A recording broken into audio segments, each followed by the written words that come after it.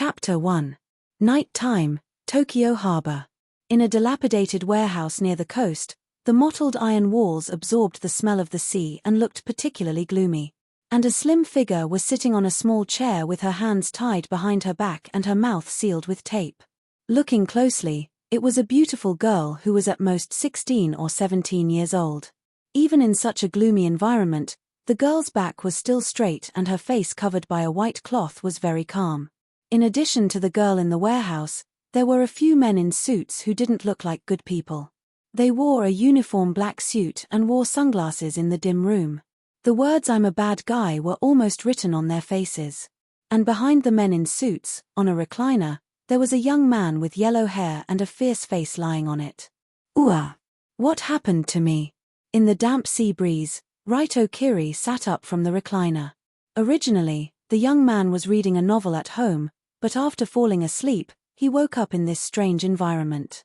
Gloomy warehouse, damp and stinky air, men in suits with unkind faces. And, not far away, there was a girl tied to a chair.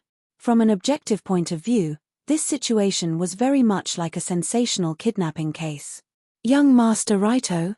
What happened to you? Are you not feeling well? Seeing Raito sit up from the recliner, the obviously different long-haired man in a suit quickly came over and asked. From this point of view, Raito's role should be the ruler of this warehouse. Therefore, the mastermind behind this kidnapping case could very well be me. When he realized this, Raito, who had just transmigrated, was dumbfounded. People transmigrated, and so did I. People transmigrated and became prisoners. Then they entered the sea and soared into the sky. But what kind of luck is this when it comes to me? I'm a kidnapper when I come in. Especially when he picked up the phone and used it as a mirror. When he saw his yellow hair and handsome but fierce face, he was even more dumbfounded. After transmigrating, Raito wasn't ugly. He could even be said to be handsome and youthful. He was the type that rich women liked. But the problem was that his handsomeness was ruined by his terrible temperament and his low-quality dyed yellow hair, making him look like a hooligan on the streets. I, with dyed blonde hair and a few black clothes and sunglasses, was kidnapping young girls. In this situation, if he succeeded, he would be in jail. If he failed, he would be in jail. He couldn't continue writing the former, and he couldn't continue living the latter. Either way, he would be unlucky. Wait, I don't want to be a bad person, bastard. How can a good student like me be a kidnapper? Seeing Raito standing there in a daze, the long-haired man in the suit added, "Young Master Raito? Are you all right?" Where is this place? Who are you?" When Long Do heard this, he covered his face with his hands and pretended to be sleepy. "This is the warehouse in Area C of Tokyo Bay. I'm your assistant, Yamamoto." "Oh, then what are we doing here?" "According to your instructions, I've kidnapped Miss Kanzaki here. I'm waiting for you to threaten her into submission and make her your wife." "Heh, very good." When he heard Yamamoto's neat answer, Raito's mouth arced up into a cold smile. Of course, it wasn't that he wanted to act cool. Perhaps the original owner of his body had acted cool too much. His muscles had gotten used to this kind of action and would subconsciously act cool. But after hearing Yamamoto's words, Raito also understood what kind of world he was in. Miss Kanzaki, young Master Raito. These names all came from a dating game called Crimson Battle 2, No Survivors. There were a total of 3 main female leads in the game, and each of them was a beauty that could topple countries. The first female lead was Kamiyoshi's daughter, Colored Glaze Kanzaki. Of course, if there were good people in the game, there would also be villains. In the early stages of the game, the main villain was the young master of the Kyudo group's Rulon group, Raito Kiri. "That's right, it's me." Long Do raised his head with an arrogant look on his face as if he was about to make an appearance. This character was arrogant and domineering in the game, and he would do anything by fair means or foul. After he failed to woo the first female lead, Colored Glaze Kanzaki, he attempted to kidnap her and force her to submit. However, this kidnapping plan was destined to fail. After all, Kamiyoshi was one of the 3 major families in Tokyo, and they were incredibly powerful. Thus, it didn't take long for Kamiyoshi's guards to find the warehouse, beat Raito half to death, and then tossed him into the sea to feed the fishes. Hey! Wait, isn't that right now? Suddenly, Raito woke up from his memories and looked around at the eerie surroundings. In the old warehouse by the sea, there was Kanzaki's daughter who was tied up. There was also this villain young master who was about to be found by her family's guards and tossed into the sea to feed the fishes. Heh. Raito couldn't help but laugh as he thought of this. His sinister laughter echoed throughout the warehouse. When the suited men around him heard his laughter, they couldn't help but feel respect for their young master. As expected of their young master, he was still able to laugh so easily in such a situation. However, only Raito knew that he wasn't relaxed at all. He was clearly scared to death. Phew, calm down, don't panic. A few seconds later, Longdo quickly reached out and patted his face. At the same time, he took out his phone from his pocket. The time displayed on his cell phone was exactly 11:44 p.m., an extremely auspicious number. Not only that, Raito's cell phone's background was still Night Dew Deathbitter and Deathbitter Disciple, which were the Chinese characters for death. Based on his understanding of the game, Kanzaki's daughter should be rescued around 12:30 p.m. In other words, there were still about 45 minutes before Kamiyoshi's guards would find this place. I have to save myself. How can I go and take advantage of the fishes right after I transmigrated here? That would be too unlucky. With this in mind, Raito immediately whispered to his assistant, Yamamoto, immediately go and gather some fighters. Fighters? Young Master Raito, who do you intend to have them deal with? Have them put on masks and rush in, pretending that they're here to deal with the colored glaze. Pretending? Young Master, you mean to play the hero and save the damsel in distress? As the young master of the Rulon group, all of Raito's subordinates were his brothers. Yamamoto was a veteran who had been on the streets for more than 10 years, so he naturally knew what Seiji intended to do. That's right, play the hero and save the damsel in distress. Right now, this was the only way that Raito could think of to turn the situation around. He had to let the colored glaze know that someone wanted to take her life at this time. And the reason why he kidnapped her was actually to protect her safety. This way, Raito would be able to change from the brainless villain who kidnapped Kanzaki to the dark hero who was willing to commit crimes to protect Kanzaki. This was also the only way that Raito could think of to get out of this dangerous situation. After all, it was already a fact that he had kidnapped Colored Glaze. Even if he let her go now, he wouldn't be able to escape punishment.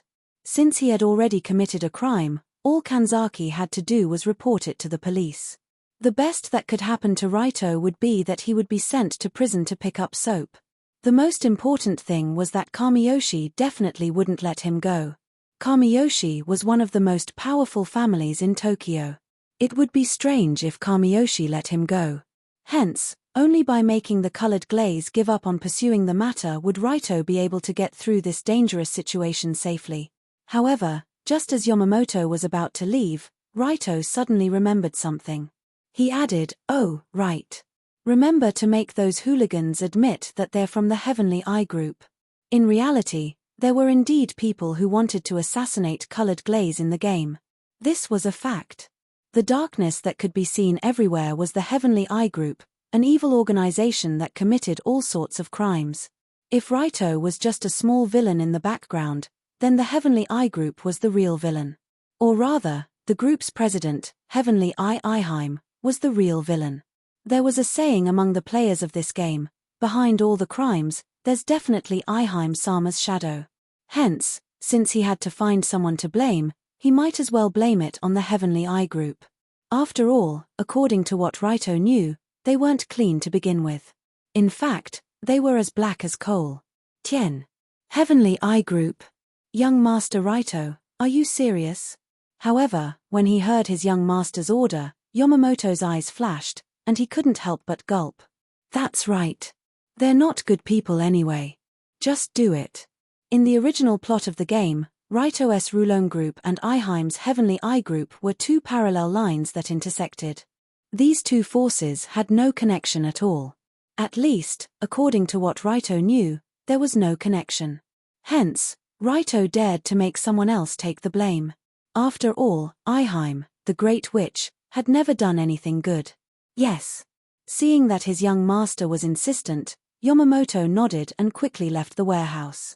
However, as he walked towards an empty street in the distance, he dialed a hidden number. Yamamoto? Do you have something to report? 10 seconds later, the call connected, and a young woman's voice came from the other end. Even though it had been converted into an electrical signal, the sound still sounded very unique. Different from the clear and melodious voice of a normal woman, although the voice on the phone was young, it gave off a feeling as deep as the Drake Strait.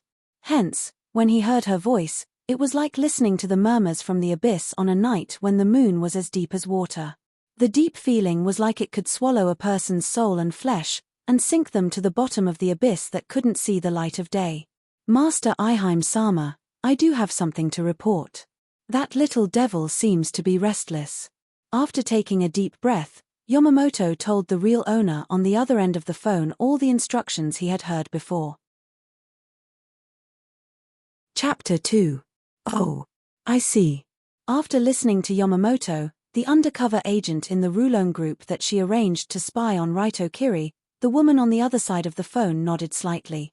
Eihime-sama, what should I do next? Contact Advisor Sokota and get someone to kill him. Yes, then I won't bother you anymore. Beep.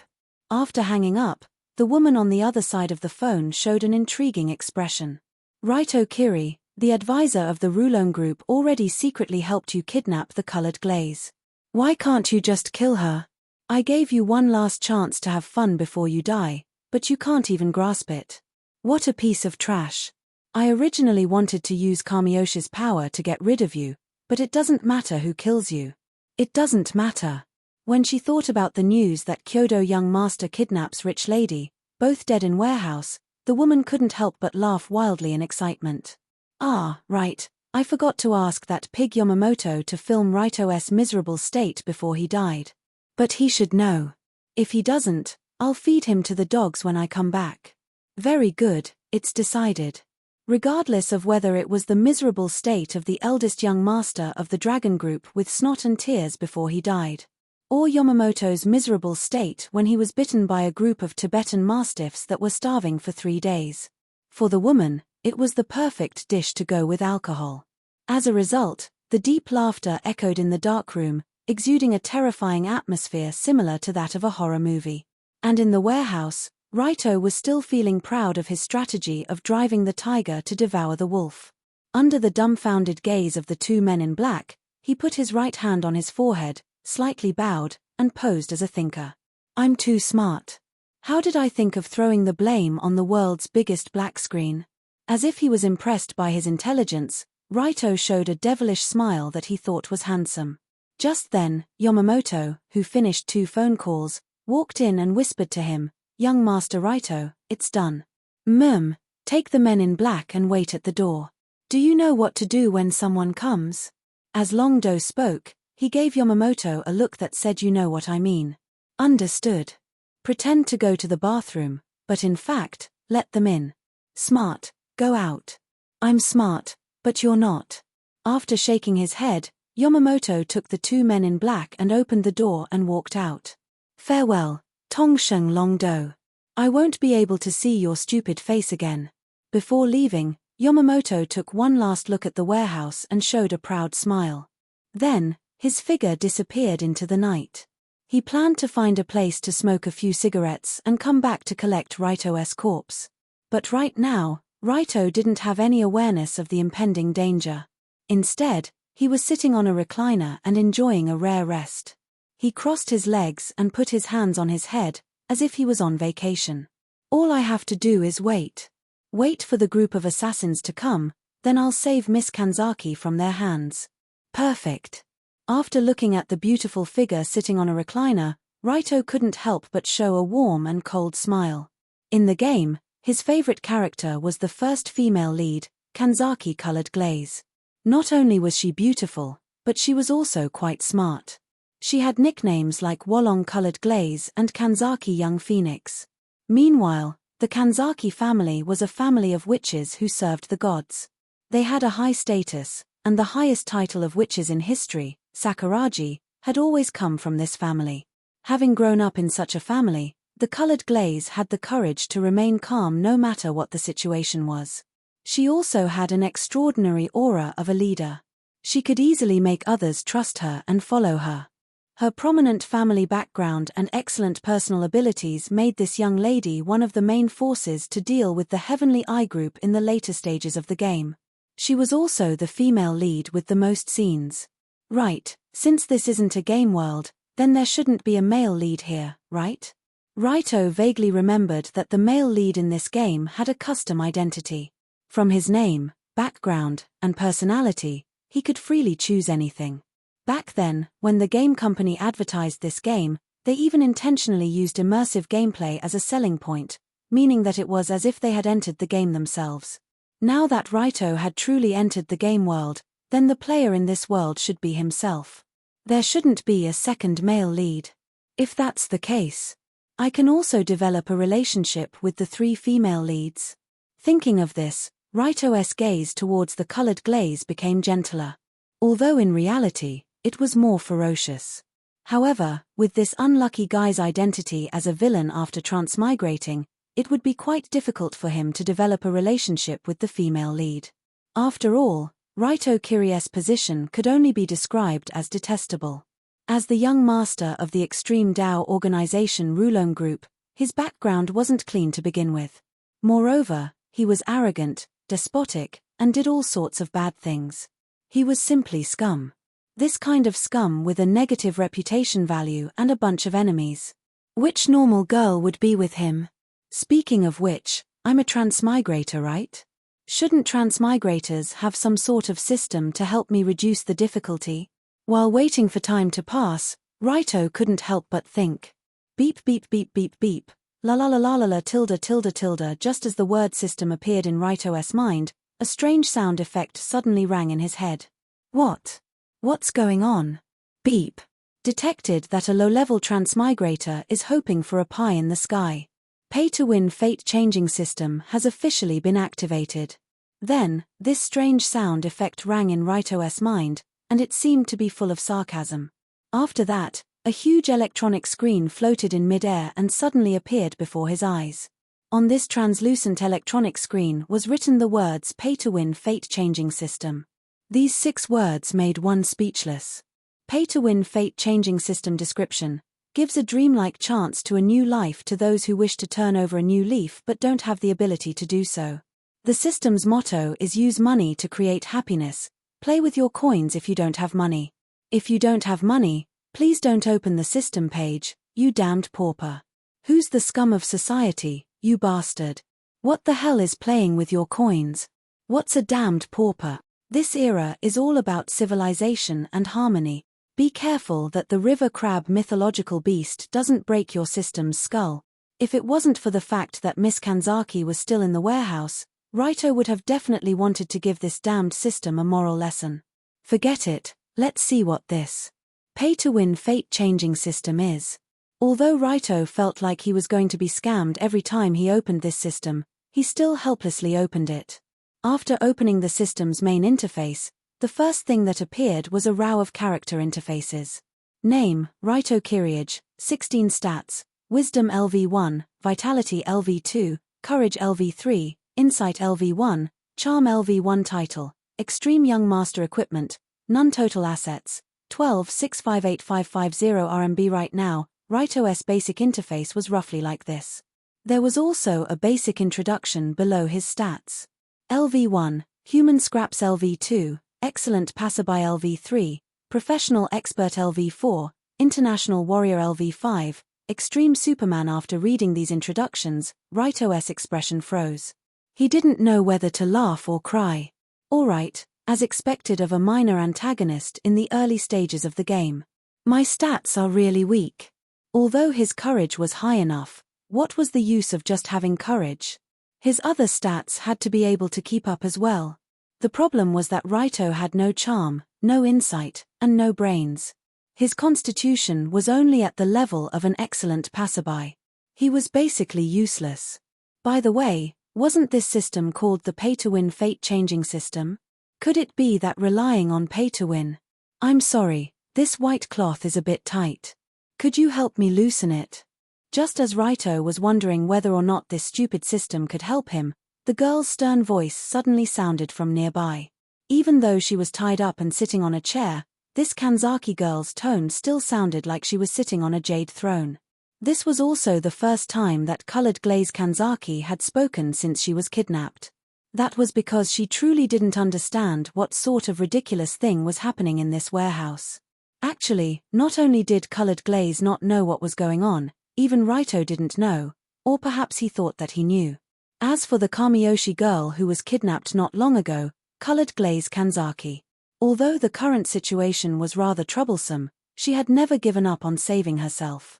Her hands, which were tied behind her back, appeared to be calmly placed behind her back. However, she was actually using a protrusion from the corner of the chair to slowly grind away at the adhesive tape binding her wrists. By now, the adhesive tape on colored glaze's wrists was almost completely worn off. She only needed to exert a little bit of strength to break free. But even if she broke free of the adhesive tape, she wouldn't be able to escape from this room. Colored glaze was well aware of this. After all, apart from that scumbag Raito Kiri, there seemed to be a few other black-clothed people in and out of this room. These black-clothed people were all carefully selected elite fighters. With just a weak girl like colored glaze, the chances of her escaping were absolutely zero. However, just as colored glaze was thinking about how to escape, the warehouse suddenly became incredibly quiet. This silence was definitely abnormal. It felt as if a storm was brewing. Colored glaze, who had been trying her best to listen to everyone else's conversation, immediately noticed this change. She even spoke for the first time. That was why colored glaze didn't really think that the white cloth was too tight. She just wanted to find out what was happening in the room. However, Raito instantly became spirited when he heard her words. Right, since I'm going to pretend to save her, wouldn't it be better to communicate with this girl first? And so, Raito walked up to colored glaze and completely removed the white cloth that had been covering her eyes. Chapter 3. The moment the white cloth fell, what appeared in Longdo's eyes was a small face with the charm of a classic beauty. Colored glaze's face was more suitable to be described as elegant than gorgeous. Her black hair cascaded down to her slender waist like a waterfall, making her look like an ancient princess who had just descended to the mortal world. Apart from her natural beauty, what left an even deeper impression was her imposing figure, as well as the cold aura that seemed to emanate from her heart. This guy isn't going to mess around, is he? Colored glaze's expression didn't change when she saw Raito Kiri suddenly walk over and pull down the white cloth covering her face, but she was secretly worried. Raito seemed to understand what colored glaze was worried about as he smiled gently and said, "Relax, I don't intend to do anything to you. You can leave in a moment." While saying this, Raito opened up his cell phone's recording system and began recording their conversation. This way, as long as colored glaze said that she wouldn't pursue him, he could use this to prove that he wasn't lying. "What are you trying to do now?" But in colored glaze's eyes, this pervert smile was incredibly sly and cold, just like a venomous snake that was baring its fangs. But in reality, Raito really was trying to show a gentle smile. Unfortunately, perhaps his body's previous owner had smiled too much, causing his muscles to become rigid. No matter how he smiled, he still looked like a pervert. "What a joke, you kidnapped me and then said that you didn't intend to do anything to me. How could that be? I'd be an idiot if I believed you. I'm not trying to do anything. You can leave in a moment, under the condition that you're safe." But since he had decided to put on a big show in front of the Kanzaki scion, Ryudo continued to act sincere. "Under the condition that I'm safe? What do you mean? Actually, I received a tip that someone is planning to do something to you tonight. Aren't you the one who's planning to do something to me?" "No, I only kidnapped you so that your life wouldn't be in danger." Although he knew that his words sounded stupid, Raito still spoke in a sincere tone. Of course, from a logical point of view, his words made no sense at all. Only an idiot would believe him. "You, a young master of the extreme Dao realm, kidnapped me because he was worried about my safety? Who are you trying to fool?" However, After Liu Li heard this and thought for a few seconds, she immediately understood what he meant. Why would this guy suddenly say something like that to me? Could it be? Suddenly, from the corner of her eye, she saw Raito's right hand hidden behind his back. Phut, ha ha ha ha. After realizing this, Colored Glaze couldn't help but laugh. Her laughter was as pleasant as a silver bell, but unfortunately, it didn't carry any good intentions. What are you laughing at? It's nothing. I just didn't expect you to be such a nice person. After glancing at the young master of the Extreme Dao organization Rulong Group, Colored Glaze praised him. Really? Hehe, actually, I've always been nice. You just didn't notice. After being praised by his favorite Colored Glaze, Raito immediately felt energized. The smile on his face became even more sinister. Of course, what made him happy was that Colored Glaze's attitude towards him seemed to be improving. This meant that there was a chance for her to give up on pursuing the matter. And so, Raito struck while the iron was hot and started chatting with Colored Glaze. The two of them seemed to treat this warehouse filled with the smell of the sea as a classroom as they chatted happily. However, in Colored Glaze's heart, she had reduced Raito from a scumbag idiot to a scumbag idiot. Although Raito felt that Colored Glaze was easy to talk to, he forgot that she was the famous hidden dragon phoenix young lady. Therefore, Colored Glaze had more or less figured out his current thoughts and methods. From the change in Long Do's attitude, it was obvious that this extreme Dao young master was regretting his actions after kidnapping Long Do. After all, behind him was the Kamiyoshi family, which had occupied an important position in Tokyo for many years. It wouldn't be so easy to get rid of them. And in a situation where the kidnapping was already a fact, the only thing that could let Raito off the hook was Colored Glaze's attitude. Only if Colored Glaze personally denied that the kidnapping had happened could this idiot be let off the hook. So, he seemed to have thought of such a rotten idea. He pretended to be like I kidnapped you to save you. If Colored Glaze wasn't mistaken, in a moment, someone would come in to deal with her. Then, Raito would perform the old-fashioned hero saving the damsel in distress. The girl who was saved from the brink of death would obviously be grateful. In this situation, she would even forget about her previous kidnapping and treat Raito as her savior. Unfortunately, this plan was too crude. Normal high school girls might fall for it, but Colored Glaze definitely wouldn't. In a situation where she saw through everything, Colored Glaze only needed to pretend to be polite and talk a few words to fool this idiot, so that he wouldn't do something irrational. After she was rescued, she would turn around and accuse Raito of kidnapping her, and everything would be over. However, while Colored Glaze pretended to chat with the kidnapper, her ears that were covered by her hair moved slightly, as if she heard something. At the same time, Raito also heard a flurry of footsteps coming from the gate not far away. Seems like they're already here. My magnificent performance is about to begin. Suddenly, Raito secretly smiled and said to Colored Glaze seriously, "Someone's coming. Don't move around here, I'll go over and observe." Go, I'll rely on you to protect me, Raito-kun. Colored Glaze also showed a worried expression, but in her heart, she was already laughing like a flower. Act as much as you can. If it wasn't for the people you called over, they would have seen a ghost. Thus, Colored Glaze secretly smiled as she watched Raito straighten his back and walk towards the rusty gate of the warehouse not far away. Boom. But before Raito could take a few steps, a loud bang came from the other side. A sneaker kicked out and the rusty gate of the warehouse was directly kicked open by the uninvited guests. This. As expected of a professional, his acting was quite good. Under Long Do's admiring gaze, 3 young men with animal masks on their heads walked in. They had dressed themselves up to look like the Dark Ops. They were holding a machete, a crowbar, and a taser in their hands. They looked like they had done their homework and acted very realistically. "Hey! Who are you people? Save me." Colored Glaze couldn't help but shout when she saw how the 3 of them were dressed, but the mockery in her eyes became even more obvious. No matter how professionally dressed they were, a fake assassin would always be a fake assassin. They would never become a real assassin. Colored Glaze was well aware of this fact, and Raito was naturally even more aware of it. And so, he walked towards the 3 of them while saying, "Who are you people? Do you want to do something to Kanzaki-san, Just as Long Do was about to walk in that direction without any warning, a voice rang out. The dog-masked man standing at the front with a machete raised his weapon and unhesitatingly swung it towards young Master Toshio's head. Everything was an act, so it was impossible for them to actually use their weapons to attack.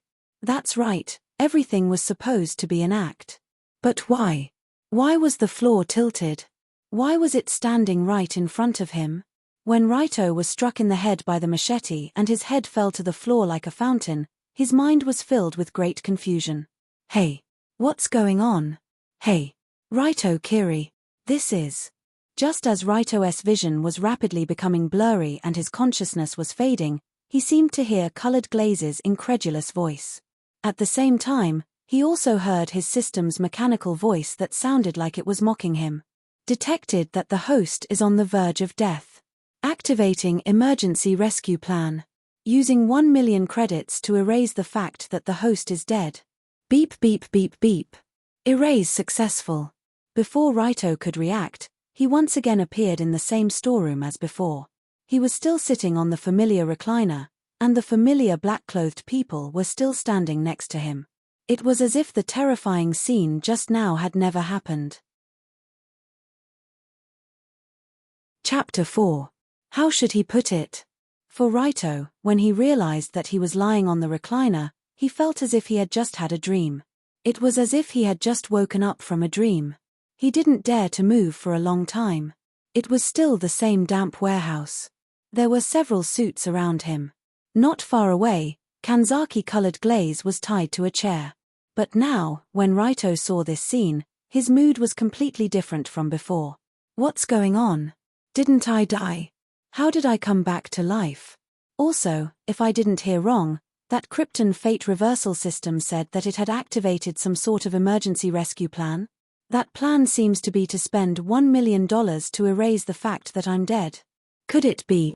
Raito immediately opened up that damned system and carefully looked at his stats. Name, Raito Kiryuge, 16 stats, Intelligence LV1, Constitution LV2, Courage LV3, Insight LV1, Charisma LV1 title, Extreme Young Master Equipment, none total assets, $11,658,550 at a glance. Most of the stats were exactly the same as before. The only difference was that in the total assets column, it had changed from 12 million to 11 million. So that's how it is. This emergency rescue plan is just like loading a file. But since it costs 1 million every time, it's worth it. After understanding the reason why he was alive, Raito couldn't help but grit his teeth, but he still pretended to be asleep on the recliner.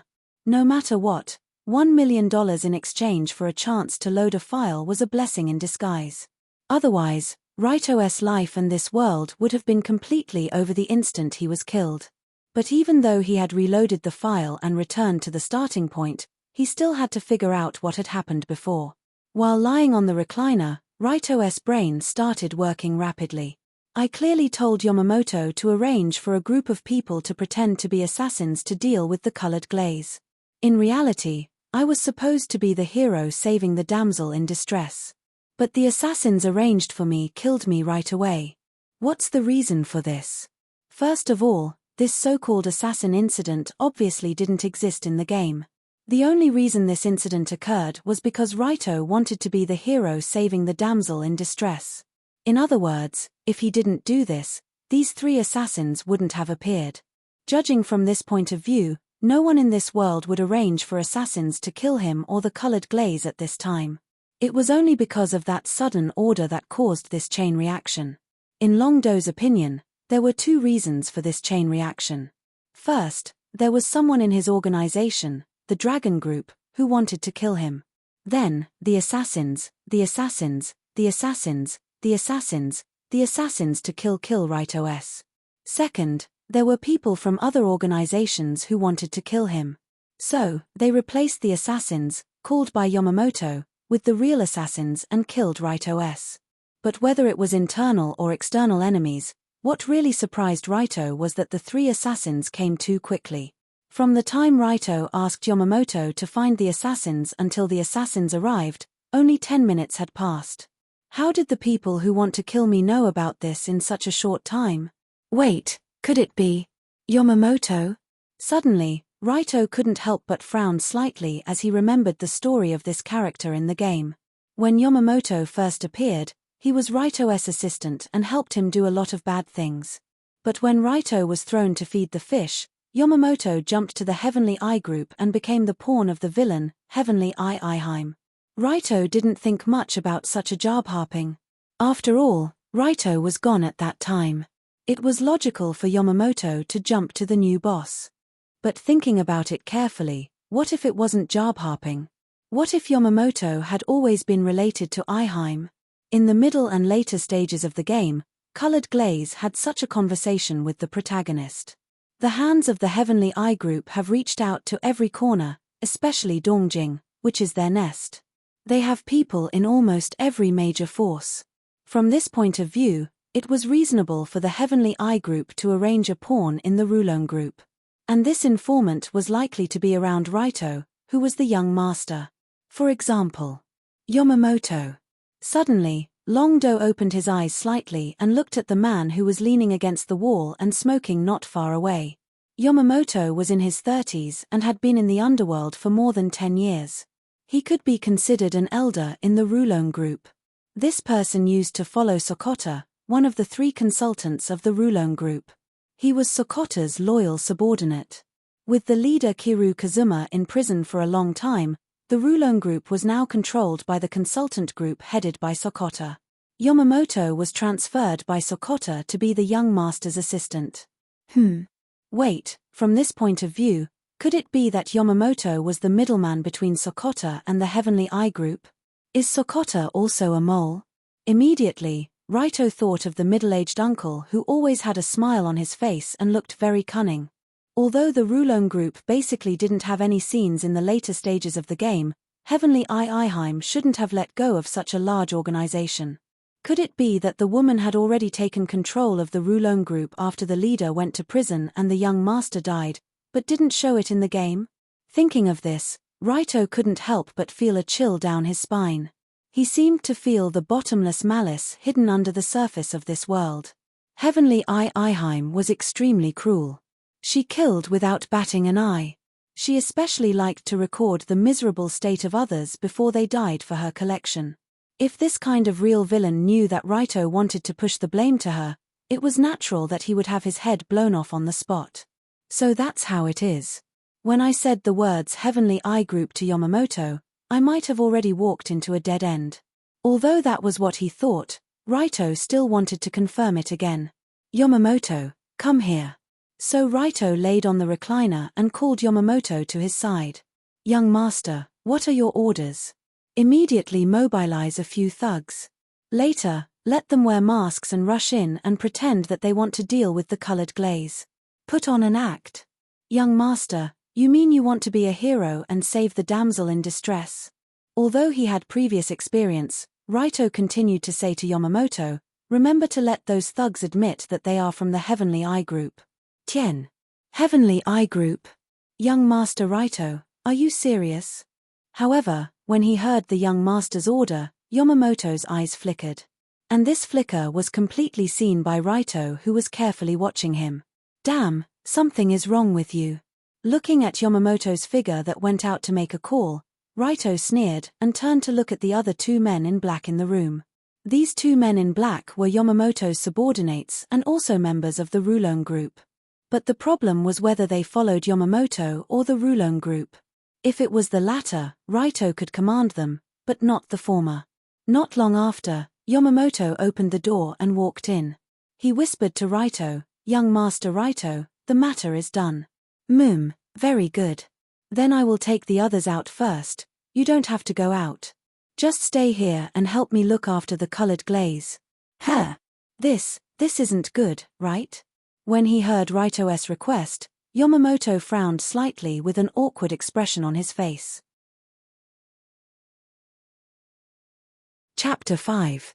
In the original plan, Yamamoto was supposed to bring the 2 black-robed men outside and let Raito and the Colored Glaze have some alone time in the warehouse. This was the only way to provide the necessary conditions for Raito to protect the colored glaze by himself. However, Raito didn't intend to do that. Instead, he had Yamamoto and the two black-robed men stay behind. The reason why he had died earlier was mainly because the three real assassins had recklessly barged into the warehouse. Yamamoto and the two black-robed men who were protecting the young master had gone off to some unknown place and weren't of any use. Then, what about this time? Raito had everyone stay behind. This way, he would be able to see many things. For example, whether or not the three assassins were in cahoots with Yamamoto. Also, whether or not the two black-robed men were the same as Yamamoto, the underlings of the Heavenly Eye group. If they worked together to protect Raito, then things would be simple. With someone protecting him, there was a high chance that nothing would happen. If they were in cahoots with the enemy, then things would be even simpler. Take the 1 million, and I'll take it as my loss. We'll do it again next time. Under Raito's forceful demand, Yamamoto's expression became rather ugly. However, he still sighed slightly and said to the young master, "Yes, then we'll protect the colored glaze lady well. Young master, you go deal with the assassins." "That's right. That's how it should be. You know quite well." After standing up, Raito patted Yamamoto's shoulder and gave him a devilish smile. "Damn it, you little brat." When he turned around and led the black-robed men to the inner room where the colored glaze was, Yamamoto couldn't help but grit his teeth. "I didn't want to do this. I have no choice. You forced me. The two of you, keep an eye on this lady. Don't let your guard down." "Yes." As Yamamoto gave the order to the two black-clothed men, the two of them stood on either side of Kamitani to protect colored glaze.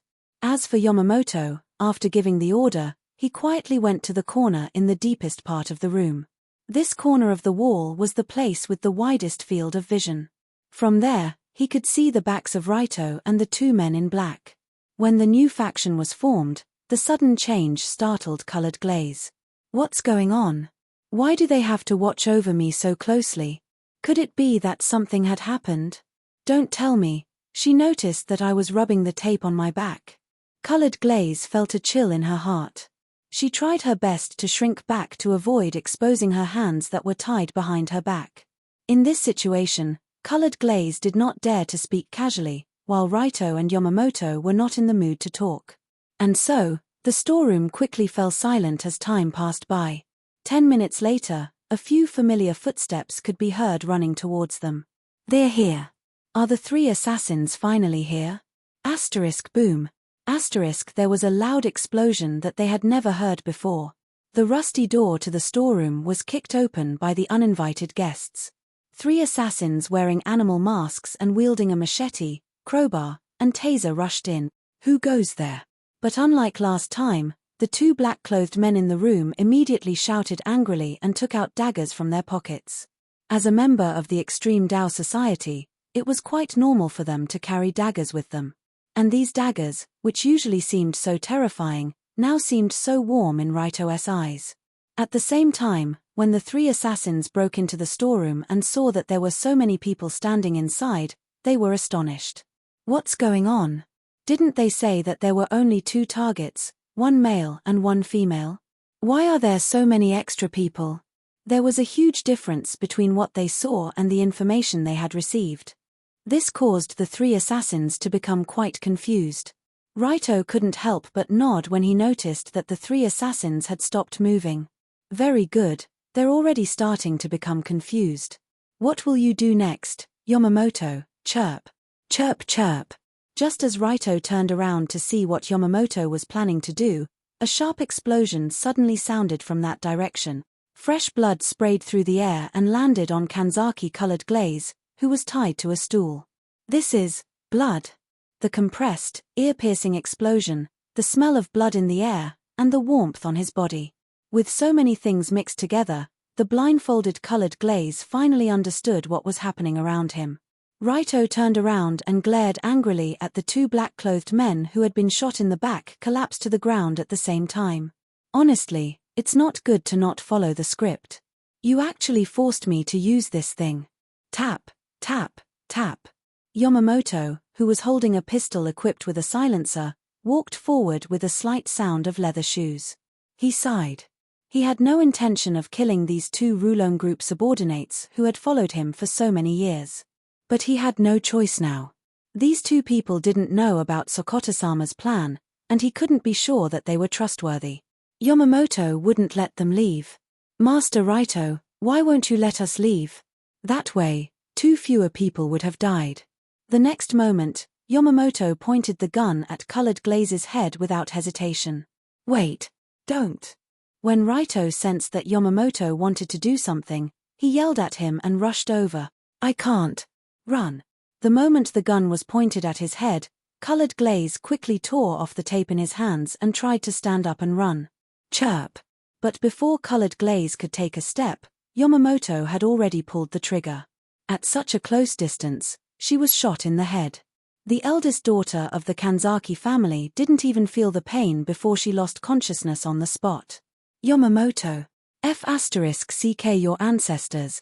When he saw his favorite heroine lying on the ground with her head covered in blood, Raito only felt his blood boiling, and his tone became murderous. Chirp. But then, another gunshot rang out. Yamamoto casually shot Long Do, who was pouncing towards him. After being shot in the chest, Raito only felt that all the strength in his body was drained, and his body fell limply to the ground. So this is what it feels like to be shot, after experiencing a feeling that most ordinary people would never have the opportunity to experience in their lives. Raito, who fell to the ground, used the last of his strength to raise his hand and made an international gesture to Yamamoto. "Ignorant guy, you dare to provoke me even before you die.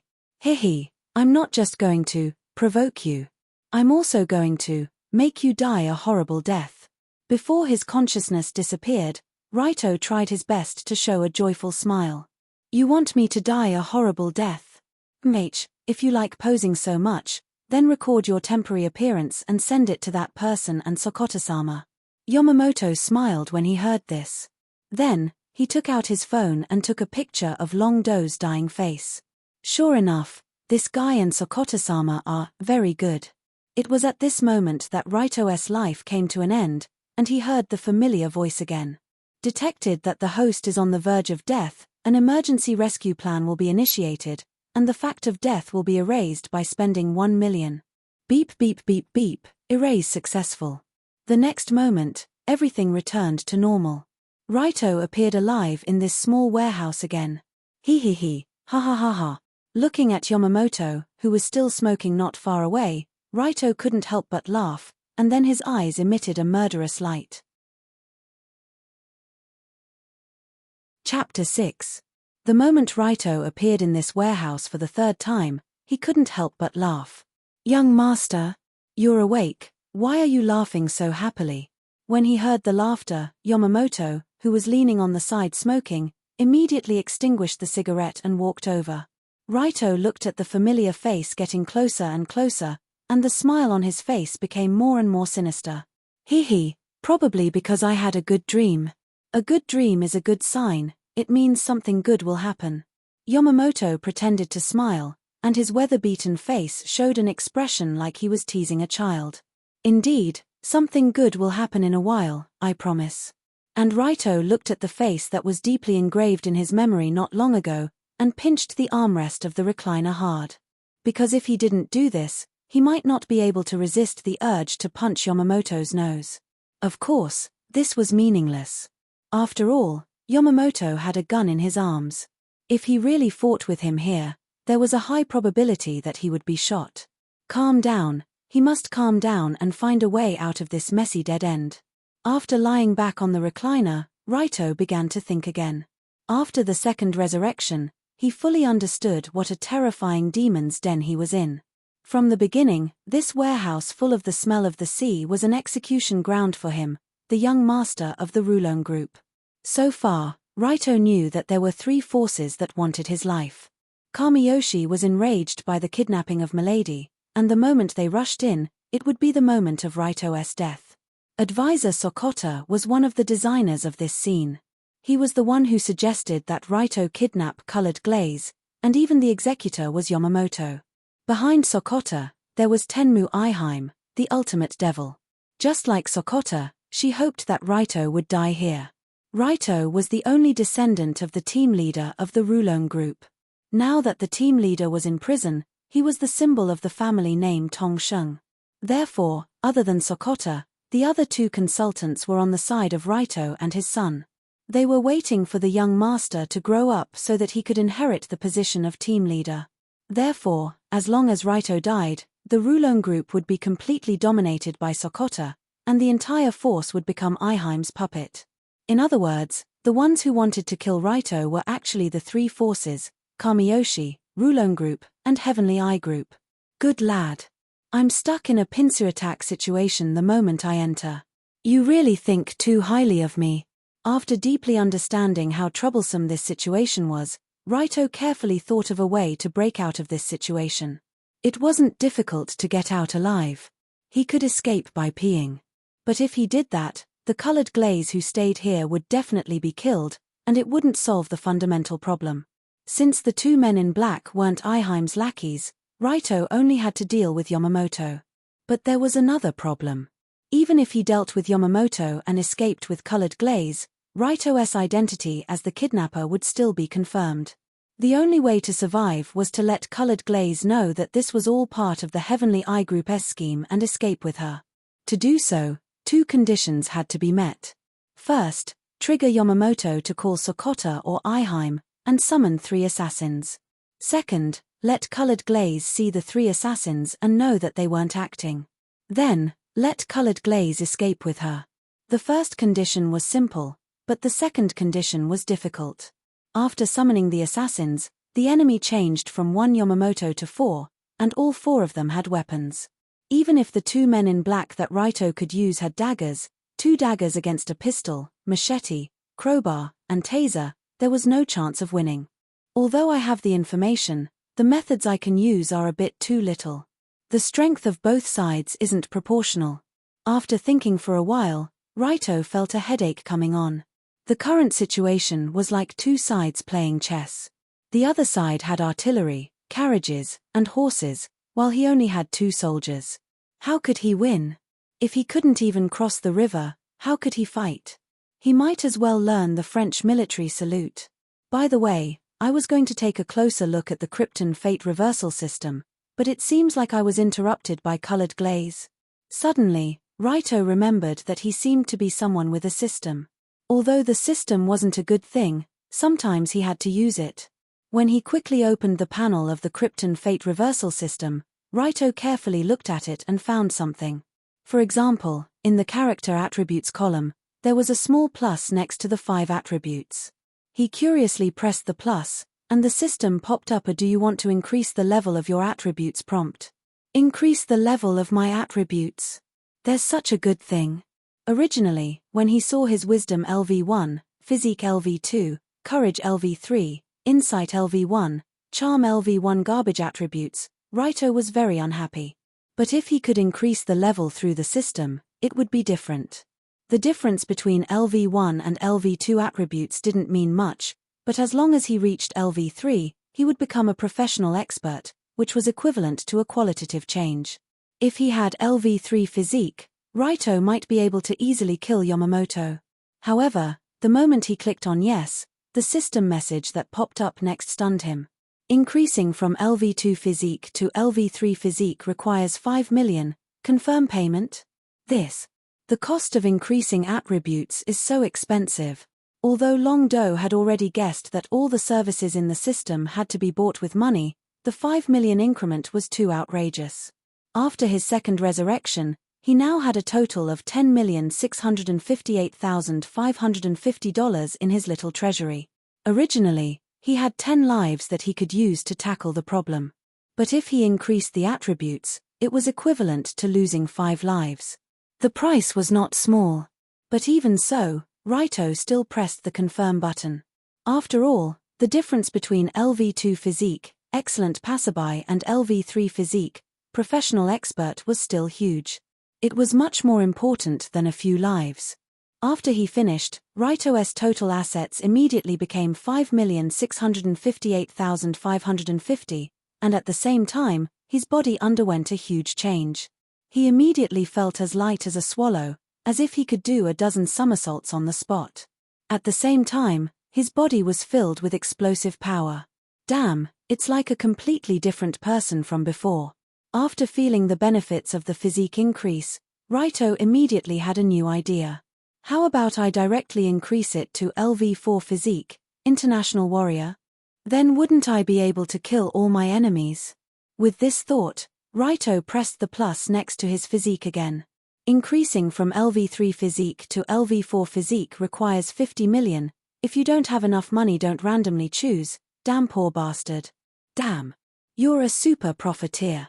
When he saw the huge number, Raito almost couldn't help but shout on the spot. Chapter 7. Indeed, if he quickly increased the value of one attribute, he would be able to suppress everyone. But obviously, the system didn't plan to let him have such a good thing. After all, it was a profiteer. According to Raito's experiment, other than physique, the other 4 attributes only required 5 million to increase. Only physique, which had been increased once, required 50 million to increase it again, which was 10 times the cost. From this point of view, the cost of repeatedly increasing an attribute should be 10 times the cost of the previous one. From LV2 to LV3, it required 5 million. From LV3 to LV4, it required 50 million. From LV4 to LV5, it required 500 million. And this was the cost of physique at LV2. If it was increased from LV1, the cost would increase by 10 times, reaching a maximum of 5 billion. Damn, this is daylight robbery. Where am I going to get so much money to increase it? Even if Raito was the young master of the Rulone Group, he didn't have such a large amount of money in his pocket. Having tens of millions was already very impressive. Hundreds of millions or even billions of dollars didn't seem like something a normal person could take out. Whatever. There's no point in thinking about this. Anyway, the money can't be used recklessly. After letting out a sigh, Long Do looked at the remaining 5 million in his funds. Until now, he was still trapped in this small warehouse by the sea. Thinking about the future was unnecessary. Wait, what is this? Just as Raito was about to close the system page, he suddenly saw a small house icon under the amount of money. He clicked on the icon, and a level 2 page with the words Krypton Shopping Mall popped up. There was a line of words at the top of the page. The line was custom-made for you who like to play hooligan. Who likes to play hooligan? Bastard. If it wasn't for the fact that Raito urgently needed to unite all forces, he wouldn't even look at this Krypton Shopping Mall.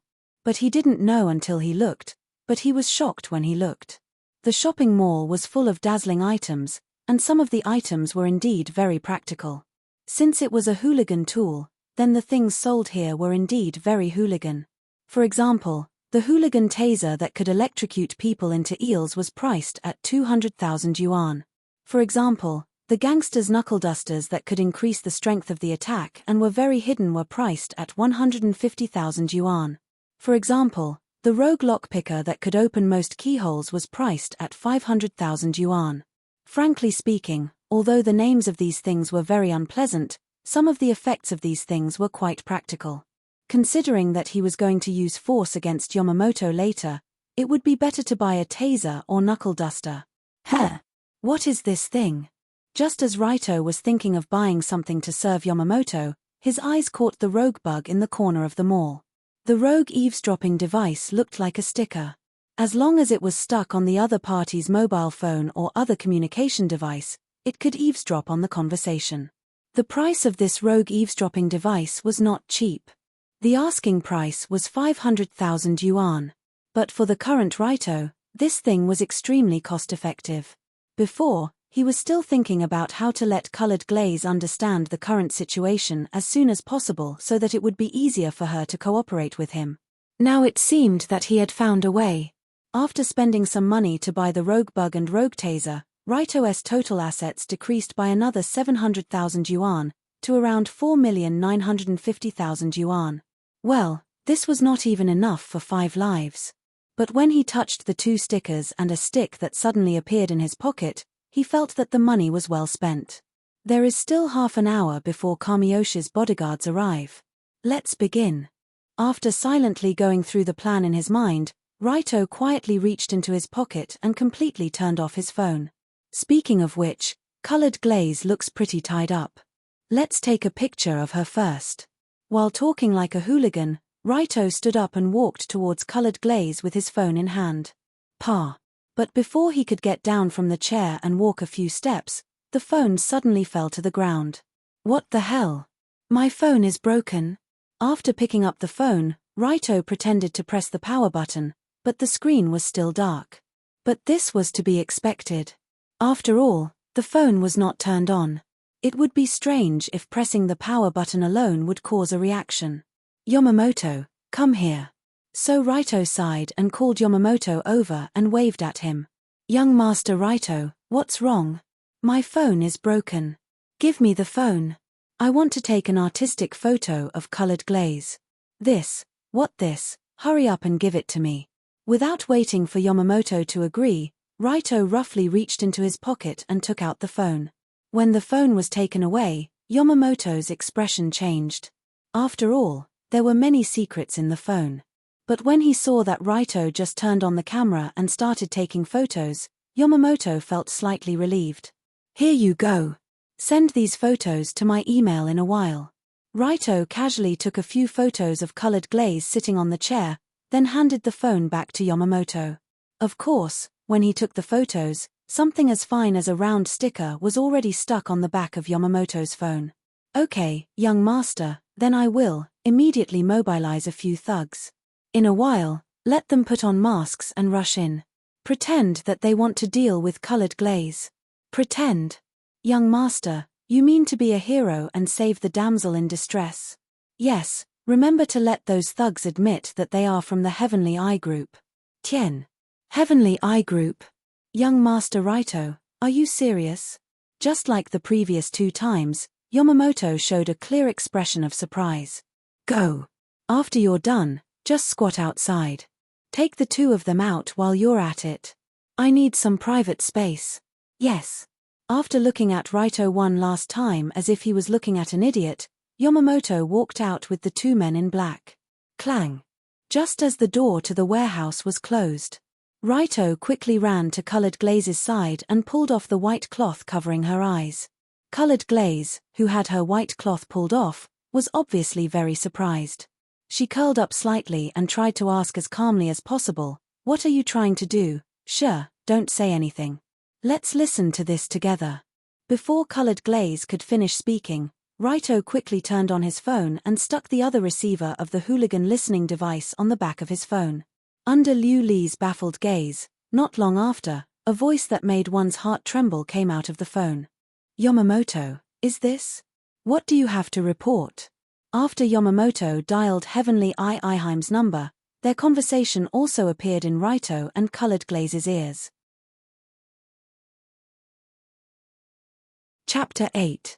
Unlike the clear and melodious voice of an ordinary woman, the voice on the phone sounded young, but it gave off a deep feeling. This terrible voice is Tenmu Eyeheim?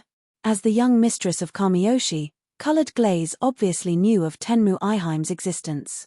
She had even met her before. Russell, are you this generation's vegetarian king? So cute, let's get along well in the future. At the time, Colored Glaze was only 7 years old, but that beautiful older sister's smile made her feel numb all over. Especially that voice that sounded like a strange creature in human skin. Colored Glaze would never forget it even after 100 years. But why is Eyeheim's voice on the phone? Could it be? I'm monitoring Yamamoto's report to his real boss. Let's talk after listening. Raito immediately explained when he saw Colored Glaze's doubtful gaze. Using the rogue eavesdropping device to eavesdrop on Yamamoto's conversation was the first method that Raito thought of. If he told Colored Glaze that someone wanted to deal with her and that he was innocent, then Colored Glaze definitely wouldn't believe him. But if she heard the conversation between Yamamoto and Eyeheim, it would be difficult for her not to believe him. At the same time, the conversation on the phone continued to play. Eyeheim-sama, there is indeed something important to report. That brat seems to be restless. Oh, restless in what way? He seems to have noticed the existence of the Tenmu group, and he asked me to arrange for someone to pretend to be the group's hired thugs to deal with Miss Kanzaki, so that he can act like a hero saving the damsel in distress. Phut, what a simple and stupid plan. It's very his style. After listening to Yamamoto's report, Aiheim couldn't help but laugh. But this wasn't the end. Rather, the next part was the main event. Aiheim-sama, what should I do next? Inform advisor Sokota to find someone to pretend to be an assassin and kill him. Yes, then I won't bother you. Beep. The phone was hung up shortly after, and the warehouse returned to its usual tranquility. No, rather than tranquility, it was more appropriate to describe it as dead silence. After listening to the live broadcast that she had just eavesdropped, Colored Glaze's face changed. How is that possible? Tenmu Aiheim's behind the scenes? From the beginning, Colored Glaze wasn't that afraid of this kidnapping. Although she was kidnapped, after all, the kidnapper the person was an idiot. As long as Liu Li used her brain to stall for time, she would be able to stall for time until her family members arrived. However, if this was planned by Aiheim, then the meaning behind it was completely different. From the beginning, Tenmu Aiheim was Kamiyoshi's greatest enemy. It could even be said that they were enemies for dozens of generations. In the hundreds of years from modern times to modern times, Kamiyoshi had been working hard to eliminate the Tenmu clan. After all, this clan that inherited black blood was no longer human, or more accurately, they were becoming less and less human. Therefore, from the moment Kanzaki Colored Glaze gained consciousness, she knew that she had a destined and very terrifying enemy. Milady, do you understand now? Just as Colored Glaze was thinking quickly, Raito unwrapped the tape on her hand and asked seriously. Understand what? Understand that this wasn't my arrangement from the beginning to the end. I was actually the one who was put into the fire pit. After helping Colored Glaze up from the stool, Raito tried his best to make his face less ferocious and said in a sincere tone. Of course, when Raito's ferocious face tried to make a sincere expression, it was more or less laughable, as if he was doing an unsuccessful facial expression. However, although Longdo's facial expression was very funny, Liu Li knew that he wasn't lying. In fact, that was indeed the case. Because on the phone, Aiheim had clearly said that she wanted Sokota to send someone to kill Raito. In this world, anyone could lie, but Aiheim wouldn't lie. Although that woman was more sinister than a poisonous snake, she would never lie. If she said that she would kill the whole family, she would kill the whole family, not even a cat would escape. Tenmu Aiheim was such an honest creature that it made people's scalp tingle. But just as Colored Glaze got out of trouble and stood up to look at the blonde in front of her, there was still a trace of doubt in the eyes of the young lady. The reason for the doubt was very simple, because this Raito Kiri was too smart. Colored Glaze couldn't help but ask, "You actually know that there are people from the Tenmu group in your Rulon group ? I know, Sokota, he has been secretly in contact with Tenmu Aiheim, intending to annex my family's business." At this time, Raito said in a I already knew tone, but in fact, he didn't know anything. Sokota seems to be one of the 3 power consultants of your Rulon group. Yes, he should be the one who wants me dead the most. With my father in prison for a long time, as long as I die, the entire Rulon group will fall into the hands of Tenmu Aiheim.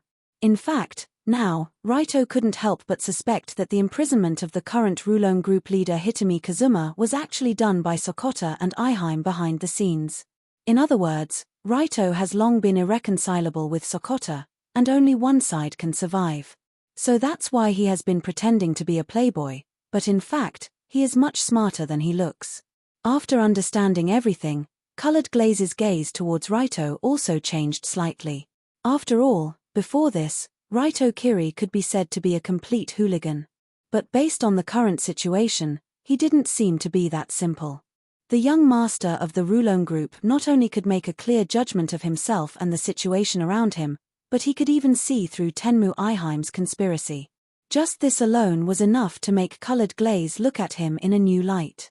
Of course, if one knew that this was done at the cost of 2 lives, this admiration would probably be reduced by half. Sokota Masamune should send an assassin. Can we leave now? After quickly moving her body, Colored Glaze looked at the door over there. It's probably difficult to leave. There is only one door in this warehouse, and Yamamoto should be secretly monitoring this door. As soon as we go out, we will be killed in advance. Although he has united with Colored Glaze, Raito didn't forget that Yamamoto had a gun. If the two of them ran out like this, the result was likely to be the same as last time in Samsara, shot dead. But if they continued to wait, once the 3 assassins sent by Sokoto arrived, the two of them would only be in more danger. I have this thing in my hand, see if you can think of anything. Immediately, Raito told Colored Glaze all the details he knew and handed the hooligan taser to her. Chapter 9. Even if Raito was a transmigrator, there was one thing that he had to admit. At the end of the day, the current Raito was still a level 1, human fragment trash.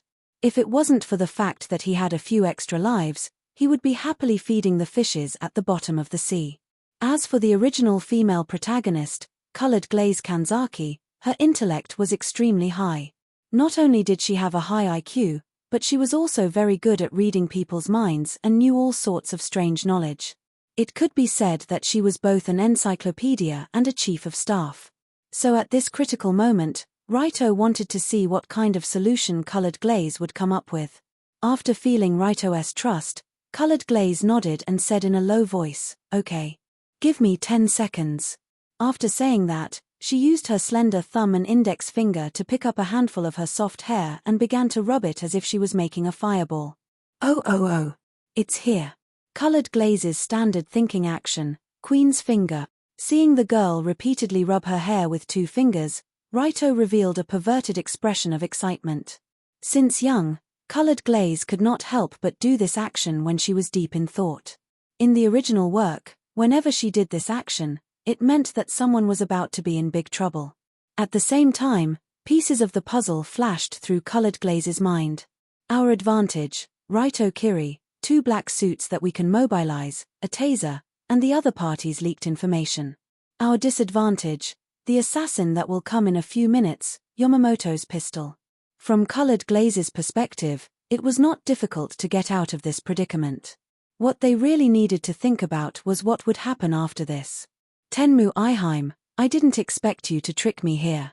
Now, prepare to receive my return gift. And this return gift will completely dissolve your control over the Rulone group. When she thought of the figure at the top of the tall Nobunaga building, who seemed to be looking down on everything, Colored Glaze could not help but feel angry. At this moment, her fingers suddenly stopped moving, which meant that Colored Glaze's overall plan had been completed. Raito Kiri, battle begins. The girl opened her eyes wide and exuded an imposing aura, as if she was the leader of the Valkyries on the front lines of the war. Raito was also intimidated by her aura. He immediately straightened his back and asked, "Yes. What do I need to do? Anyway, let's get some blood." What? Hearing was failed. Blood is an important product of the human body. Why did Colored Glaze want Raito's blood? I'm sure everyone is familiar with blood, but why do we need blood in this situation? Let's let Yamamoto take everyone to understand. Pa, what's going on? Is there a mosquito buzzing in my ear? Just as Yamamoto leaned against a wall outside the warehouse to smoke, he could not help but reach out and pat his face. The sky was getting dark. A man in a black suit was smoking alone by the beach. The cigarette in his hand was a Marlboro. He only smoked Marlboro, and he only loved one person in his life. This was Yamamoto's life creed. Of course, the person Yamamoto loved was himself, so as long as he could benefit, he never cared about the life and death of others. It should be about time. The killers sent by Sokoto-sama will arrive and kill the 2 guys inside. He looked at the sky and looked at his phone. The time on the phone was exactly 12 o'clock, neat and auspicious. In order to not let his 2 subordinates get in the way, Yamamoto deliberately moved them to a corner to watch. This way, when the killers arrived, Yamamoto could quietly let the 3 killers in to complete the task. Hey! Help, Yamamoto! But just as Yamamoto was smoking and watching the sea to pass the time, the door of the warehouse not far away suddenly opened. With a sharp scream, Raito's figure appeared in front of him. What's going on? What kind of trouble was this guy trying to stir up before he died? Usually, Cleaning up Raito's mess made Yamamoto feel very tired. But after all, the two black-suited subordinates were still not far away, so Yamamoto could only quickly walk to the warehouse to see what the young master wanted to do. However, when he got closer, Yamamoto found that there were obvious bloodstains on Raito's body. Blood stained Raito's originally clean high school uniform. Combined with the salty sea breeze and the pitch-black night, this extreme Dao young master looked like a psychopathic murderer. So Yamamoto quickly ran over and asked, "Young Master Raito? What's going on? Why is there so much blood?" "Shan." "Yamamoto. Not good. I killed someone." Perhaps out of fear, Raito's body was trembling slightly, and his tone was also quite frightened. "Killed someone? He killed? Could it be?" Yamamoto knew that there were only two people in this warehouse. One was Raito Kiri, and the other was Kanzaki's colored glaze. Since Long Do said that he had killed someone, then the person he had killed was definitely that young miss. Yamamoto hurriedly rushed into the warehouse, and the scene that he saw stunned him. In the dim interior of the warehouse, a slim figure was lying on the ground like a broken doll. The girl was originally very beautiful, but unfortunately, her body was covered in blood. While destroying her original beauty, it also added a strange charm that was like an evil book. Especially when the moonlight shone through the window and onto the girl's body, what was displayed in front of Yamamoto's eyes was a picture of a hellish beauty. "This. Raito Kiri, what did you do?" Seeing this tragic scene and smelling the increasingly pungent air, Yamamoto couldn't help but walk over to Kanzaki's colored glaze on the ground. At this moment, Raito's desperate shout came from behind him. I didn't want to kill her. Who told her to resist so fiercely?" So that's what happened. What a piece of trash that can't do anything." Glancing at Raito Kiri, who seemed to be wiping his tears, Yamamoto sighed and walked over to Colored Glaze's side. He wanted to see how this young lady had died, and how there was so much blood. After all, this warehouse was rented. Now that it was in such a ghastly state, it would be very troublesome to deal with it. However, just as Yamamoto walked over to Colored Glaze and squatted down, Raito's eyes suddenly flashed with killing intent, and he punched the back of Yamamoto's head. Chapter 10. In the dark warehouse, there was a beauty who died miserably in front of him. This kind of scene was already very eye-catching, not to mention that Yamamoto didn't have much vigilance against the useless young master who was crying behind him. So when Raito suddenly attacked him from behind, Yamamoto almost didn't react. Now Raito's physical attributes were level 3 physique, professional expert. In other words, his physical ability was at the level of a professional boxer or professional wrestler. Being hit by a professional's heavy punch from the back to the occipital region could cause fatal consequences. But fortunately, although Raito was a professional expert, Yamamoto's situation was similar. Yamamoto had been on the streets since he was a teenager, or he lived the life of a hooligan who ate fights for food. Later on, he also specialized in karate. This kind of special experience made his individual combat ability quite strong. He even had a glorious record of sending more than a dozen enemies to the hospital with his bare hands. So, at the last moment when Raito's punch was about to hit the vital part, Yamamoto used his survival instinct that was honed from countless fights to slightly turn his head. Bang! It was this turn of his head that made Raito's punch not hit the vital part between the neck and the brain, but it hit the side of Yamamoto's face. After the solid punch, Yamamoto's body couldn't help but stagger to the side. At the same time, a broken molar flew out of his mouth along with blood and bloody foam. It had to be said that Raito's punch was really strong. If he could really hit the back of the head, Yamamoto would definitely be lying on the ground. But he didn't hit the vital part. Since he didn't hit the vital part, then it's my turn. Yamamoto's reaction was also extremely fast. When he realized that he was ambushed, he leaned to the side. He quickly used his left hand to support his body while he turned his head to look at Raito. At the same time, he put his right hand into his pocket. In Yamamoto's inner pocket was his favorite handgun. At this distance, it was enough to blow up Raito's head with a single shot. From the moment Yamamoto was beaten to the point where he quickly reached out to support his body, the other hand began to pull out a gun and turn to aim. This series of actions could be said to be done in one go, very smooth, as if it was an instinctive reaction of the body. From this, it could be seen that Yamamoto was indeed a very elite black suit. He was a pretty good fighter in the Rulone group. When his hand touched the pistol in his clothes, Yamamoto had already seen Raito's death. As he pulled out his gun, he shouted, "Raito Kiri, don't misunderstand." The latter half of the sentence wasn't spoken by Yamamoto. As he spoke, he suddenly became a disciple of the ancient gods and started shouting in the language of the ancient gods. Instead, all the muscles in his body suddenly tensed up. His originally nimble tongue also went out of control as if it was cramping. The words that came out of his mouth naturally became a strange language of the ancient gods. At the same time, an unbearable pain spread through Yamamoto's entire body. This man instinctively wanted to scream, but because of his cramping tongue, he couldn't make a sound. For Yamamoto, who was a member of the extreme path, this wasn't the first time he had experienced such an uncomfortable feeling. Previously, when he was electrocuted by someone with a taser, he had experienced something similar. However, what Yamamoto couldn't understand was who had electrocuted him. After all, Raito was right behind him, and there was still some distance between them.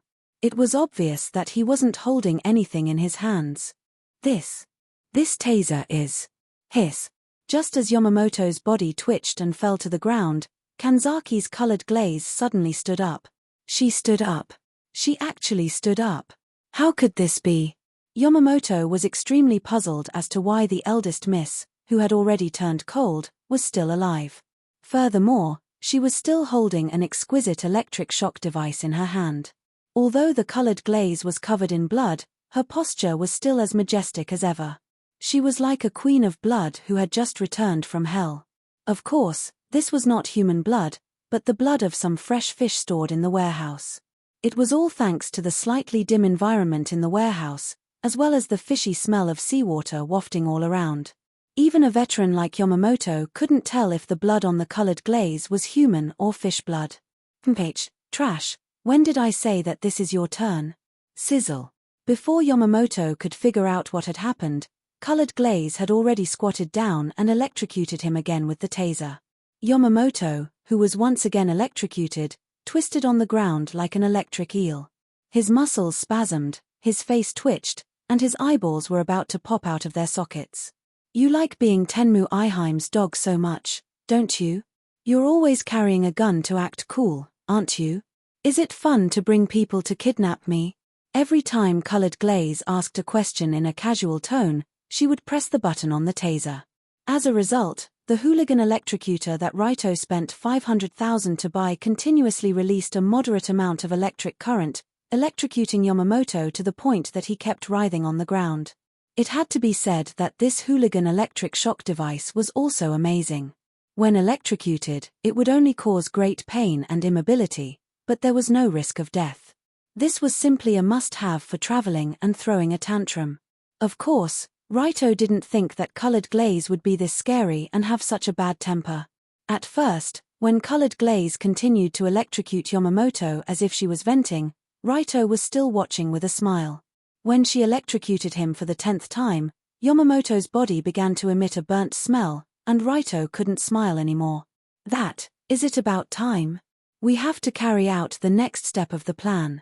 When Colored Glaze pressed the switch for the 20th time, Raito finally couldn't help but remind her.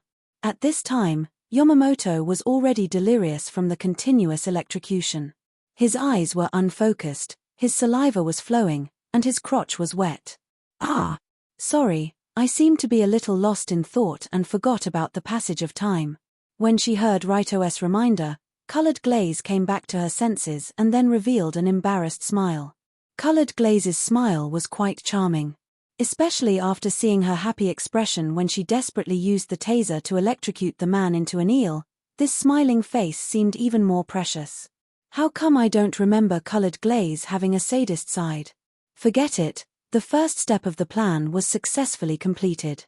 Ryu-Do dragged Yamamoto, who had fallen to the ground, to a corner and hid him.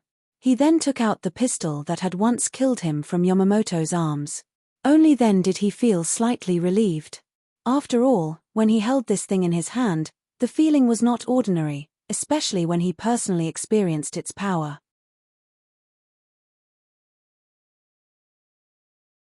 Chapter 11. Something like a small pistol couldn't be considered a man's romance, it could even be said to be a villain's weapon. Especially Yamamoto's carefully preserved little black pistol, it was simply a classic model for small fries. Whoever held it would be unlucky. However, at this moment, Raito felt that this gun for small fries felt very warm in his hand, as if he was holding a hero's holy sword. Ah, this feeling, this weight, it's simply so disgusting, I'm going to throw up. Just as Raito was immersed in the joy of receiving the best pistol in the warehouse, Colored Glaze's words interrupted his self-satisfaction. He turned his head with a drooping face and asked, "Miss, is this gun that disgusting?" "Who said it's a gun? I'm talking about the smell of blood on my body, Because she had to deceive Yamamoto before, Colored Glaze had no choice but to smear a pile of fish blood on her body. As a miss, Colored Glaze naturally had a desire for cleanliness.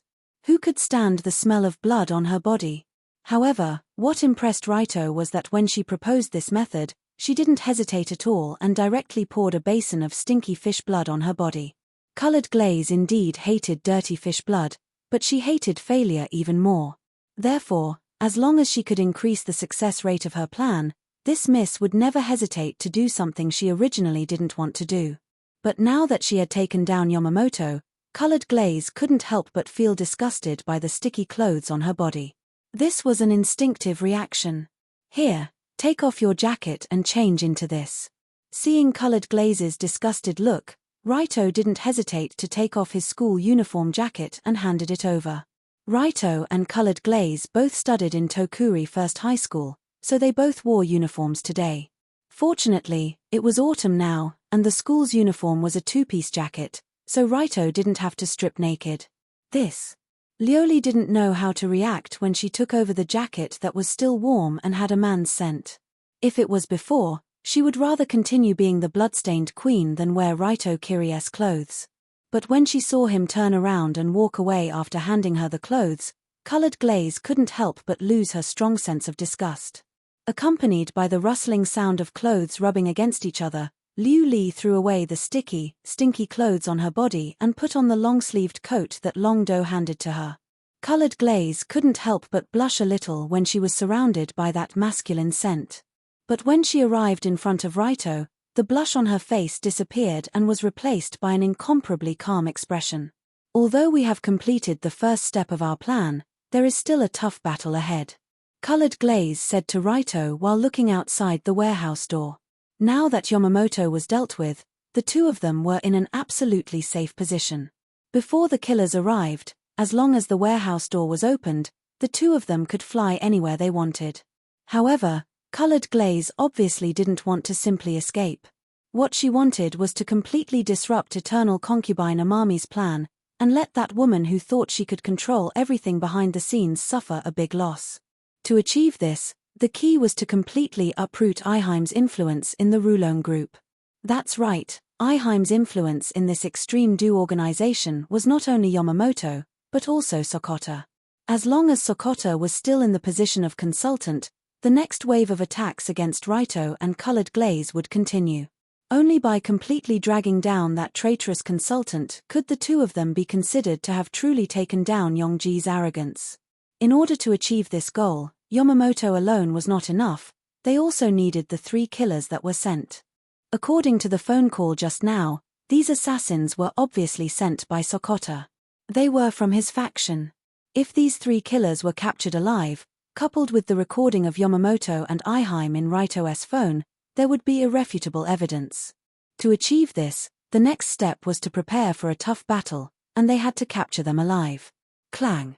Not long after, Raito opened the warehouse door and walked out alone. The smelly sea breeze blew on his face, making Raito, who was not wearing a jacket and only a thin shirt, feel a little cold. "Hey, you two, what is this?"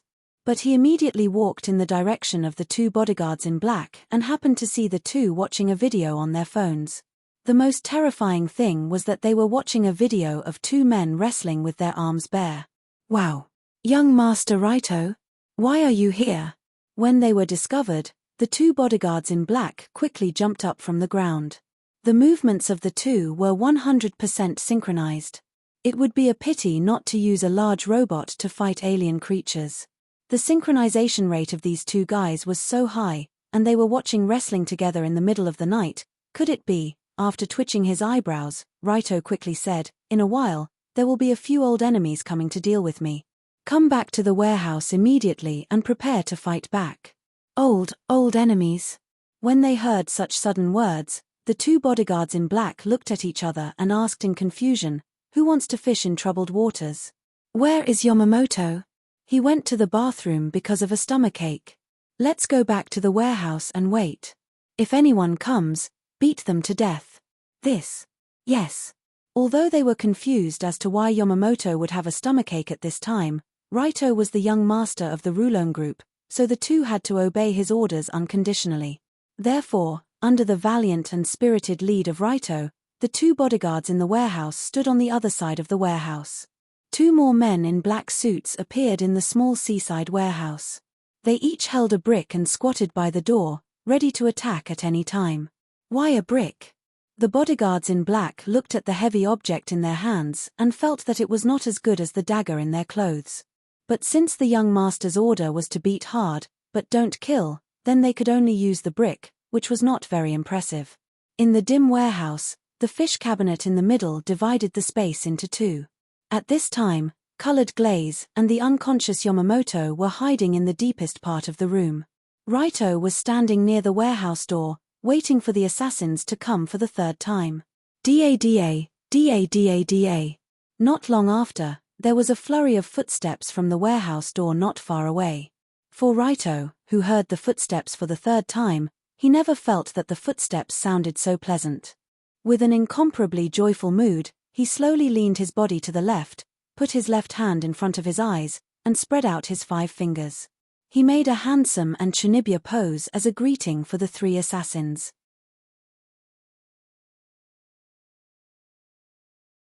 Chapter 12. Boom. It was accompanied by a loud bang that had been heard twice before. The rusty door of the warehouse was kicked open by an uninvited guest. At the same time, 3 killers wearing animal masks rushed in with machetes, crowbars, and taser in their hands. They looked menacing. However, the moment they barged in, they were shocked by what they saw. Because it was late at night, the light in the warehouse was not very good, showing a dim color. About 5 meters in front of the warehouse door, a young man in a thin shirt was covering his eyes with his hands, his fingers spread, and his body moved sideways, making a very strange pose. What's going on? Performance art? When the killers saw Raito, who was making a Chunibyo pose, the 3 of them stopped for a second. But they were professionals after all. When they came in, whether the target was eating, taking a dump, having sex, or making a strange pose, they would still do their job. And the most important thing was that professional killers would never talk too much. So the masked man in front with the machete, who once took Raito's life, immediately stepped forward. He picked up the machete and wanted to run on the spot. What?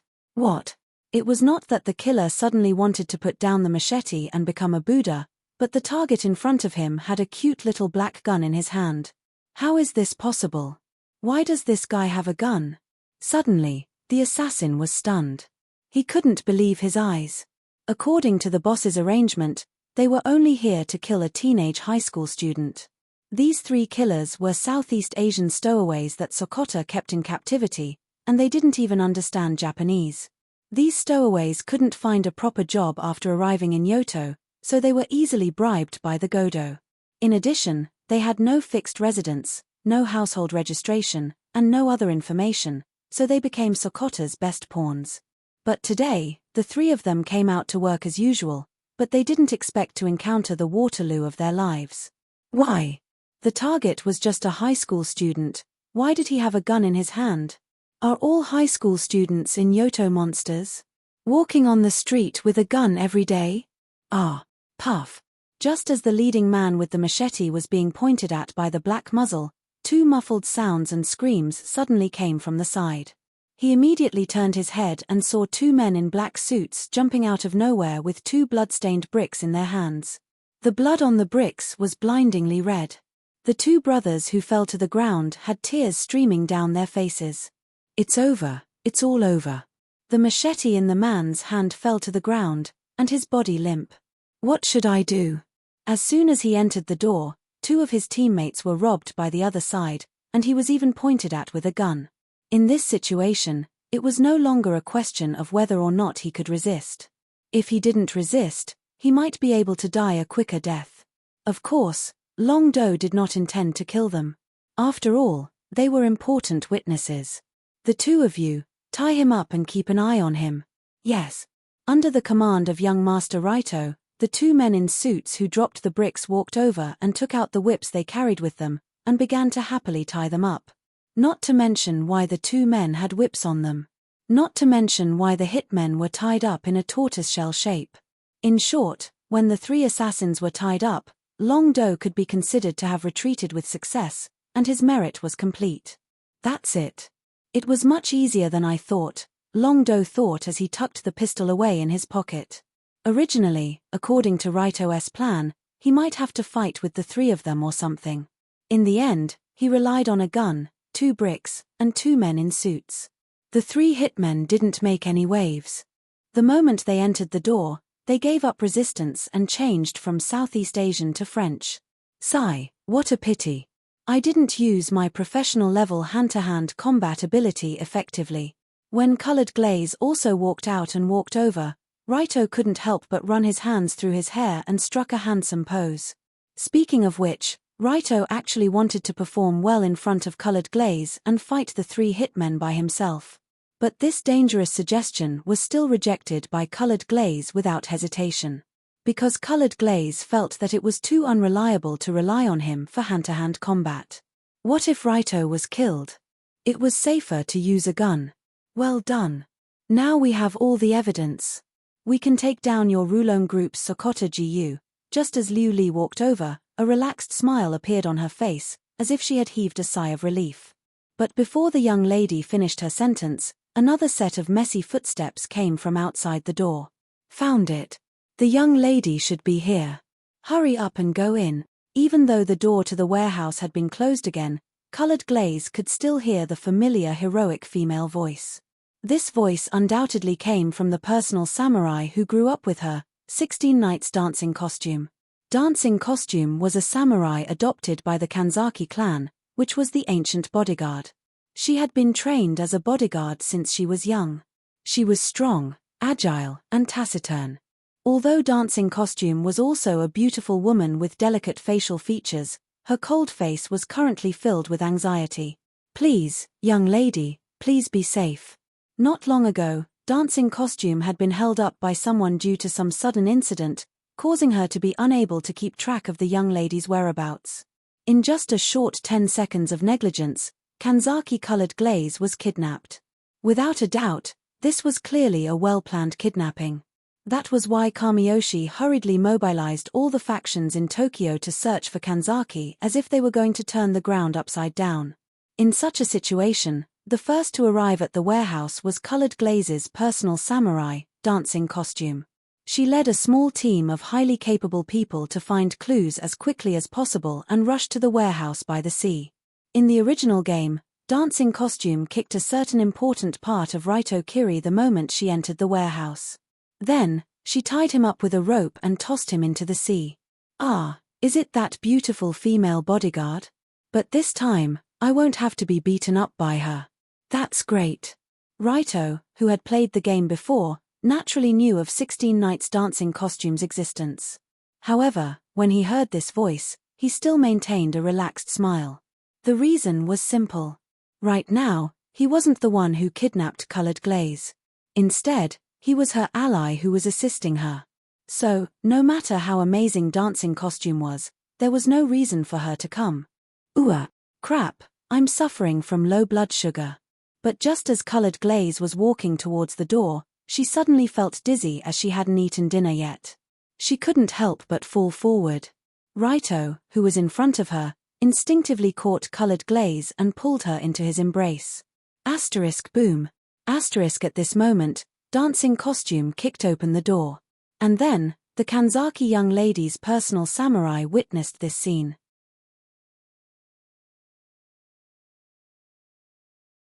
Chapter 13. Dancing Costume might be colored glaze's maiden name, but in reality, she treated her like a younger sister. So when colored glaze was kidnapped, Dancing Costume was the most nervous and the most agitated.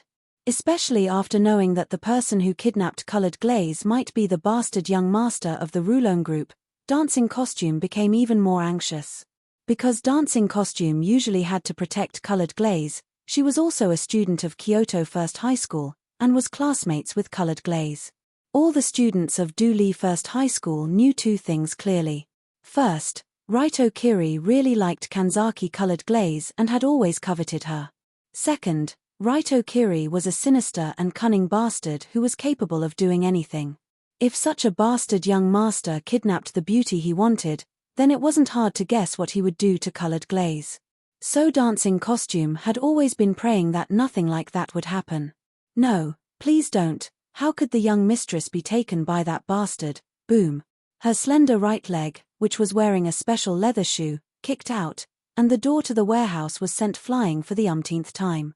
However, in the dim light inside, Dancing Costume saw a scene that almost made her heart stop. The first thing she saw was that man, the man who made Dancing Costume want to cut him into 6 pieces. At this moment, Tongsheng Ryudu was only wearing a thin shirt compared to the weather. His clothes were a bit messy, and in his arms was a familiar figure. Just by looking at the hair and Dancing Costume's hair, she knew who it was. The scariest thing was that the colored glaze in Raito's arms was wearing a male school uniform that was obviously not the right size.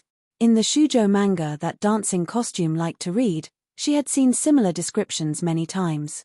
As long as a woman wore a male uniform that didn't fit, then there was a high chance that something was wrong with her own clothes, such as being torn or dirty. Then, why would colored glaze's clothes be torn or dirty? The answer should be self-evident. With this conjecture, coupled with colored glaze's drowsy and weak state, it really made people think of the worst possibility. In an instant, Dancing Costume's valiant phoenix eyes narrowed, and then her whole body emitted a hellish killing intent. Kill, kill, kill, kill, kill, kill. I have to kill that guy. I have to kill that guy. No, I can't just kill him. I have to let him suffer all the torture in the world before he dies. Without a doubt, Dancing Dress was infuriated. In fact, she wasn't just infuriated. She was mad. What's worse was that she received the best training from a young age, and her unarmed fighting strength was stronger than Yamamoto. Such a crazy beauty staring at him with murderous eyes, this was definitely not a good feeling. Raito naturally felt this surging killing intent, but he didn't seem to react for a while. Wait a minute. Why is Dancing Costume so angry? I didn't do anything. Colored glaze is still fine. Thinking of this, Raito looked down at colored glaze in his arms. At this time, colored glaze was drowsy because of low blood sugar, and her hands and feet were weak. She was wearing an ill-fitting male uniform, and there were traces of blood flowing on her white thighs under the skirt. Of course, the reason why colored glaze was in a bad state was mainly because she didn't eat dinner. She was already slightly hypoglycemic, and hunger at night could cause dizziness at any time. As for the blood on her thighs, it was the fish blood that accidentally dripped all over her body. But even Raito had to admit that the current situation was really easy to misunderstand. Especially when his identity was the stinky criminal who coveted Miss Colored Glaze and kidnapped her. That, miss. Can you get up and say a few words? Just as the murderous aura quickly swept through the warehouse, Raito gently shook Colored Glaze in his arms, hoping that she would raise her head and explain. But Colored Glaze was in a dizzy state due to low blood sugar. Although she heard Raito's words, she couldn't make a normal reaction. In desperation, Colored Glaze could only weakly reach out her hand, pointed at Raito and said, "Dancing Costume, he's not a kidnapper, don't do it." With God as her witness, Colored Glaze really wanted to explain. But halfway through her words, Colored Glaze's dizziness became worse due to the forced words, and she could only gasp for air. However, When she pointed her finger halfway through her sentence, the situation became even worse. "Bastard, you dare to do this to Miss?" Hearing Miss' painful gasps and weak fingers, Dancing Costume couldn't imagine what terrible things Raito did to her. And at this moment, Dancing Costume's eyes turned slightly, and coincidentally saw the 3 Southeast Asian assassins on the ground that were tied into a tortoiseshell shape with whips. Tortoiseshell? Could it be? Although he knew Raito Kiri was a scumbag, Dancing Costume didn't expect him to be a pervert who liked this kind of thing. What was even worse was that he used these dirty tricks to torture Miss to this extent. Even if he died 100 trillion times, it wouldn't be enough to atone for his sins. Wait a minute. Is there something wrong with my current situation? When he felt the red murderous intent in Dancing Costume's eyes become thicker, Raito hurriedly raised his hands in a French military salute to show that he didn't mean any harm, and at the same time shouted, "Wait. I really didn't do anything. Calm down first. Good chance." Just as Raito raised his hands, Dancing Costume's figure suddenly rushed towards him at a speed comparable to a 100m sprinter. The distance between the two sides was at most 3 meters. Dancing Costume's incomparably fast dash almost reached Raito in the blink of an eye. At the same time, the right hand with deliberately sharpened fingernails swung like a knife towards Raito's eyes. Without a doubt, Dancing Costume had received professional training in actual combat. Instead of using 2 fingers to poke the eyeball, using the fingertips to cut the eyeball was more likely to cause damage. Most importantly, almost everyone would instinctively retreat when faced with this move, and Raito was no exception. Shit. When he couldn't help but take 2 steps back, Raito knew that he was in big trouble. Because taking advantage of this brief moment of emptiness, Dancing Costume had already taken back the drowsy-colored glaze. This series of movements was so smooth that it was even better than an action movie. Unfortunately, Raito wasn't in the mood to appreciate it. After all, he was about to become a big villain in an action movie who was beaten to a pulp.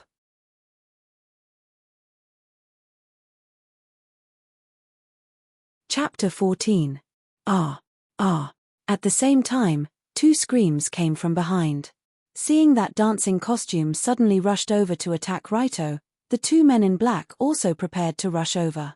But before they could even take a step, the 2 unlucky men were knocked down by the Wu warriors who rushed in from behind.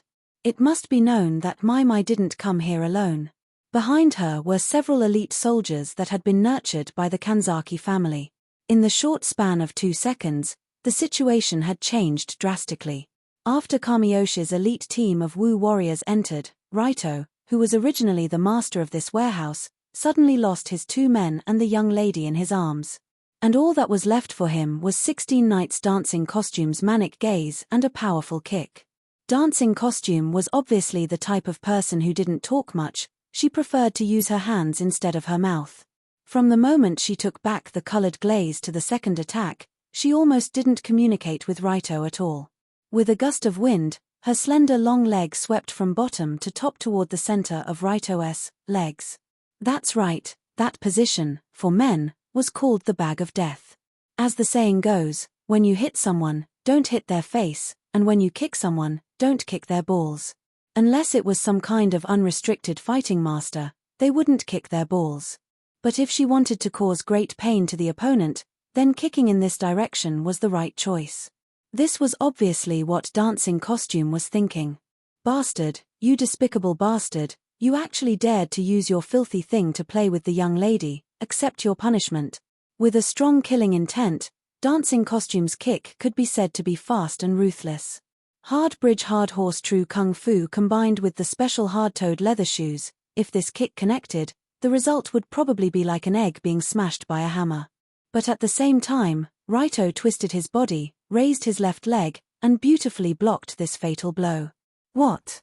When the heel of her foot kicked that incomparably hard shin, Dancing Costume couldn't help but quickly took a step back, and slightly frowned. Something was not right. How could this brute of a young master react to this and block it so beautifully? Suddenly, Raito didn't pursue, but stood still with his hands outstretched, and at the same time an arrogant smile appeared on his face. "I think we need to have a good talk, because you really have a very serious misunderstanding." From Raito's point of view, His expression and tone were quite sincere. He really didn't want to continue the misunderstanding with Dancing Costume. But as previously said, Raito's original body, no matter how much he smiled, he was very arrogant, and his tone. Therefore, in Wu Yi's eyes, these actions and words were a serious provocation to her. I think we need to have a good talk. You are not worthy to fight with me because you really have a very serious misunderstanding. You don't know your own strength. From Raito's tone and attitude. To others, this was probably what he meant. He was simply showing off to the extreme. Although Dancing Costume was a girl, but since she was young, she considered herself as a martial warrior, so naturally she wouldn't allow others to walk all over her. Not to mention, she was already angry, and now he added fuel to the fire. So, Dancing Costume took a deep breath, and coldly said, I understand. Great, then can we have a good talk?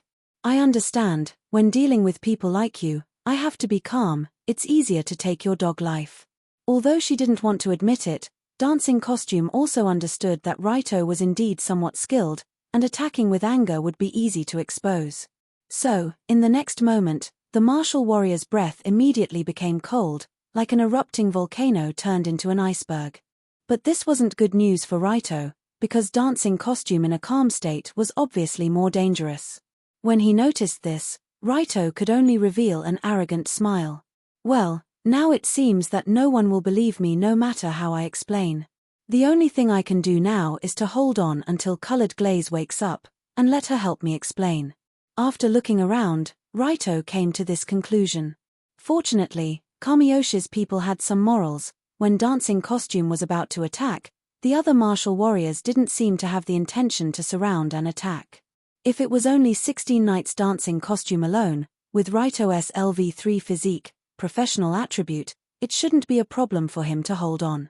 Of course, what Raito didn't know was that the reason why those people didn't attack was actually because the warehouse was too small, and it had nothing to do with morals. If this wasn't a small warehouse, but a large open space, he would be able to enjoy a righteous siege. But even if it was just Dancing Costume alone, it was still not easy to deal with because this woman was indeed very strong. Just when Raito was prepared to take 100 moves if you're a man, the martial warrior also continued to attack. The girl suddenly ran forward, and using a box as a stepping stone, she quickly jumped up and stomped down from above. But Raito wasn't easy to deal with. He quickly leaned his body slightly, dodging Dancing Costume's kick, and made her fall behind him. But this wasn't the end. Dancing Costume didn't wait for her foot to hit the ground. His left leg was raised almost at the same time as his body twisted, and his knee slammed into the back of his opponent, who was almost within reach. This series of movements was extremely smooth and natural, like a top dancer's gorgeous dance, as if it was a planned chain of moves. What the hell? This. Although Raito had the physical ability of a professional, he wasn't a martial arts master.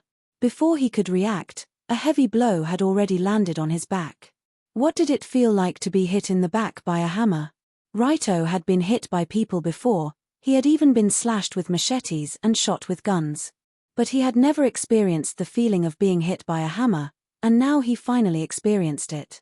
At the moment Dancing Costume's knee hit his back, Raito could almost imagine the bones in his back crying, and the huge impact of his internal organs being squeezed and deformed. The huge pressure squeezed Raito's internal organs, making him almost unable to breathe. But he couldn't stop to breathe, because as soon as he stopped, he would die. Because Dancing Costume behind him didn't hesitate to reach out and wrap around Raito's neck, she actually wanted to give him a legendary naked choke. Don't get me wrong, naked choke wasn't a philosophical scene where two naked men were entangled together, but a very cruel killing technique.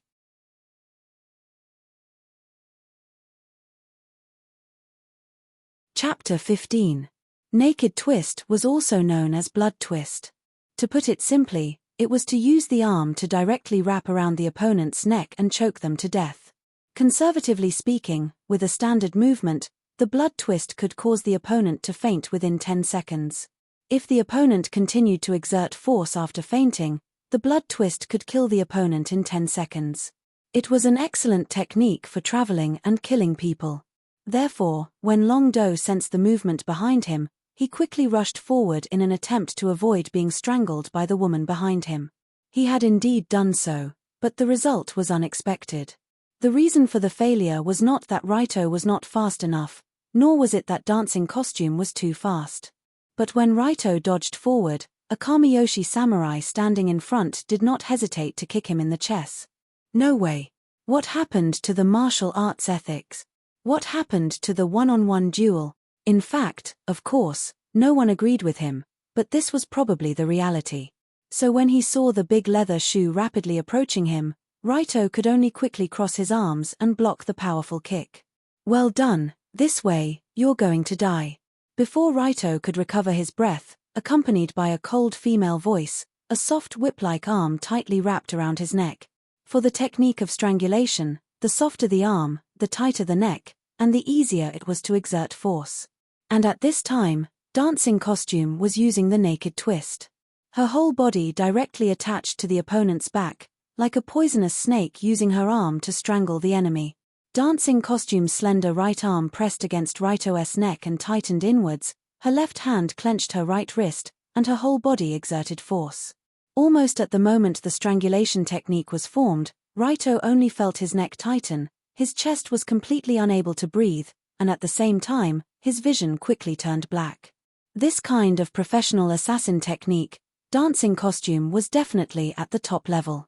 Her naked twist only needed about 5 seconds to make any human unconscious. As long as it was a human, there was no possibility of resisting this kind of attack. At the same time, there was a consensus in the fighting world, that is, a naked twist formed, is simply impossible to break. I can't die here.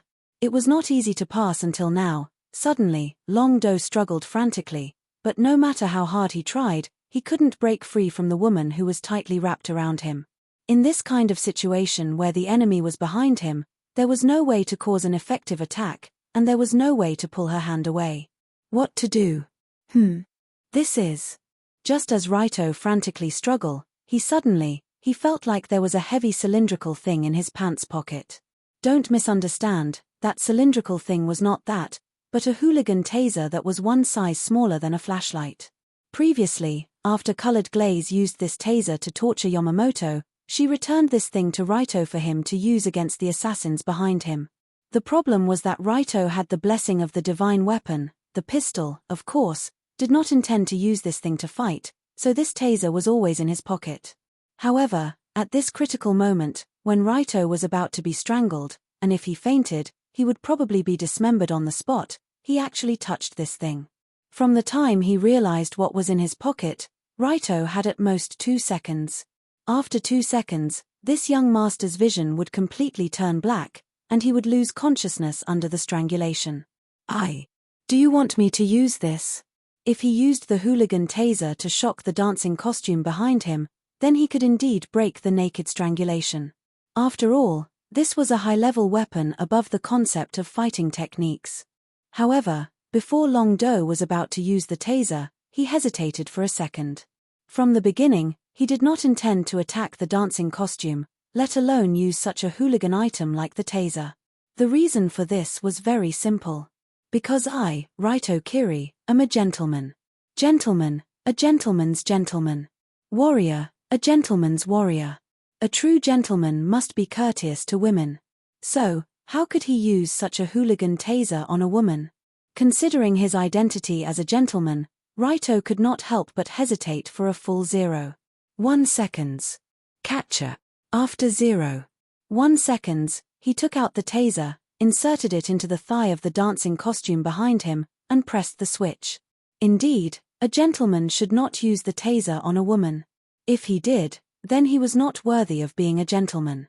But as long as he could save this 1 million, I, Raito Kiri, don't care about being a gentleman. The electric current quickly flowed, and at the same time, the symbol of Raito's gentlemanly name disappeared. Of course, using the Professor Yang's kiss on the Dancing Costume was not without a price.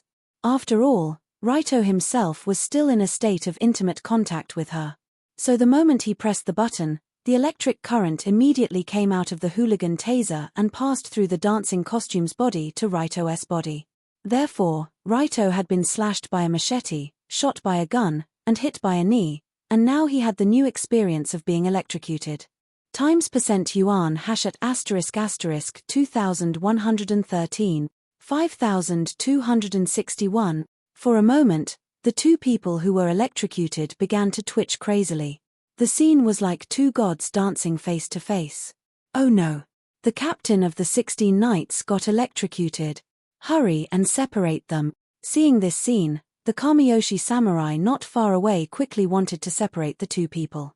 But there was no way to directly touch the two people. The samurai could only pick up a wooden stick and hit the taser in Raito's hand. Bang! With a loud bang, the hooligan taser that Raito spent 200,000 to buy was destroyed. Then the two people's bodies were quickly separated. The dancing costume barely managed to stay on the ground, and Raito fell with his arms and legs spread out. He was naked for a few seconds before, and he was electrocuted. It would be strange if he did not faint. It's over, do I have to do it again? When he felt the overflowing murderous intent, Raito could not help but smile bitterly. Stop. Everyone stop. Don't touch him. But just at the moment when Raito just fainted, a weak voice came from not far away. If Raito was still conscious, he would definitely think that this voice was made by the angel who saved him. Unfortunately, now his vision was black, and he once again fell into the dark chaos.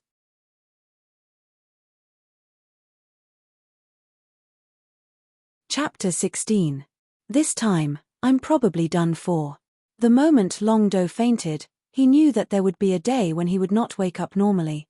After all, he was now in the hands of the Kamiyoshi warriors in dancing costume. He would probably be dismembered and thrown into the sea to feed the fishes. But what made him feel strange was why his garbage system didn't notify him of his resurrection. Detected that the host is on the verge of death. Initiating emergency rescue plan. Spending 1 million to erase the fact of death. Beep beep beep beep. Erase successful. Logically speaking, after Raito fell, there should have been a series of unpleasant noises, and then $1 million would be deducted from his bank account. But none of this happened. In a murky world of darkness, Raito only felt that his body seemed to be moving unsteadily towards a certain place.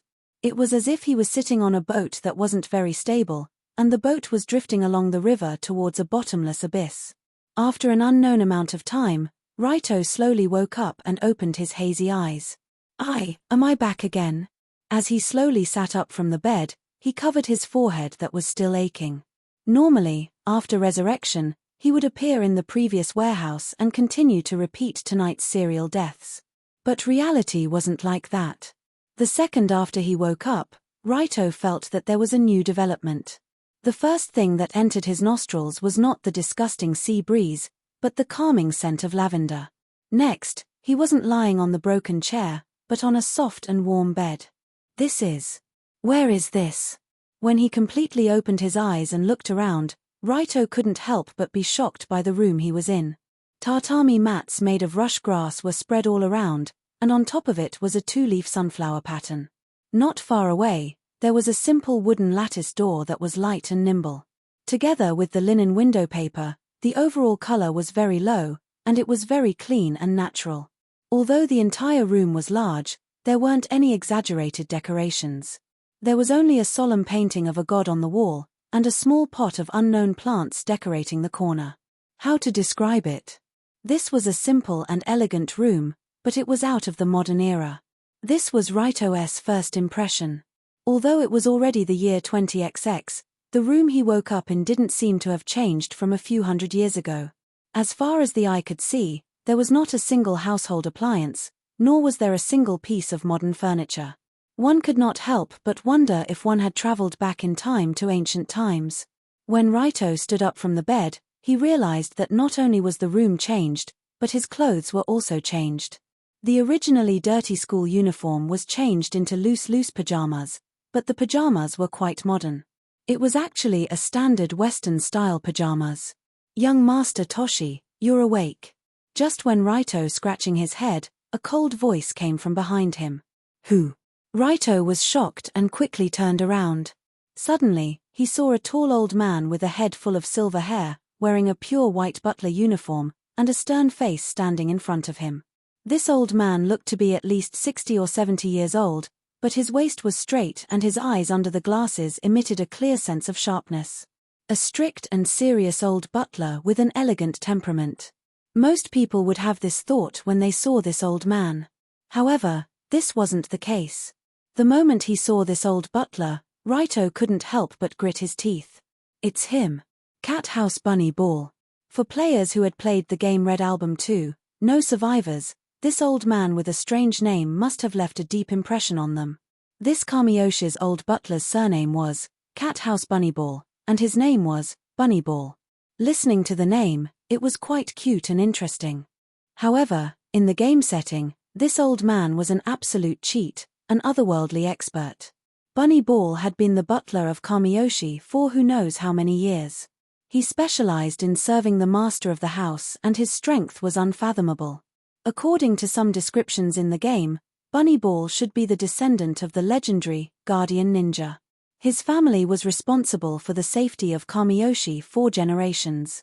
In fact, Raito had always maintained a skeptical attitude towards the descendant of the ninja, but Bunny Ball's strength was indisputable.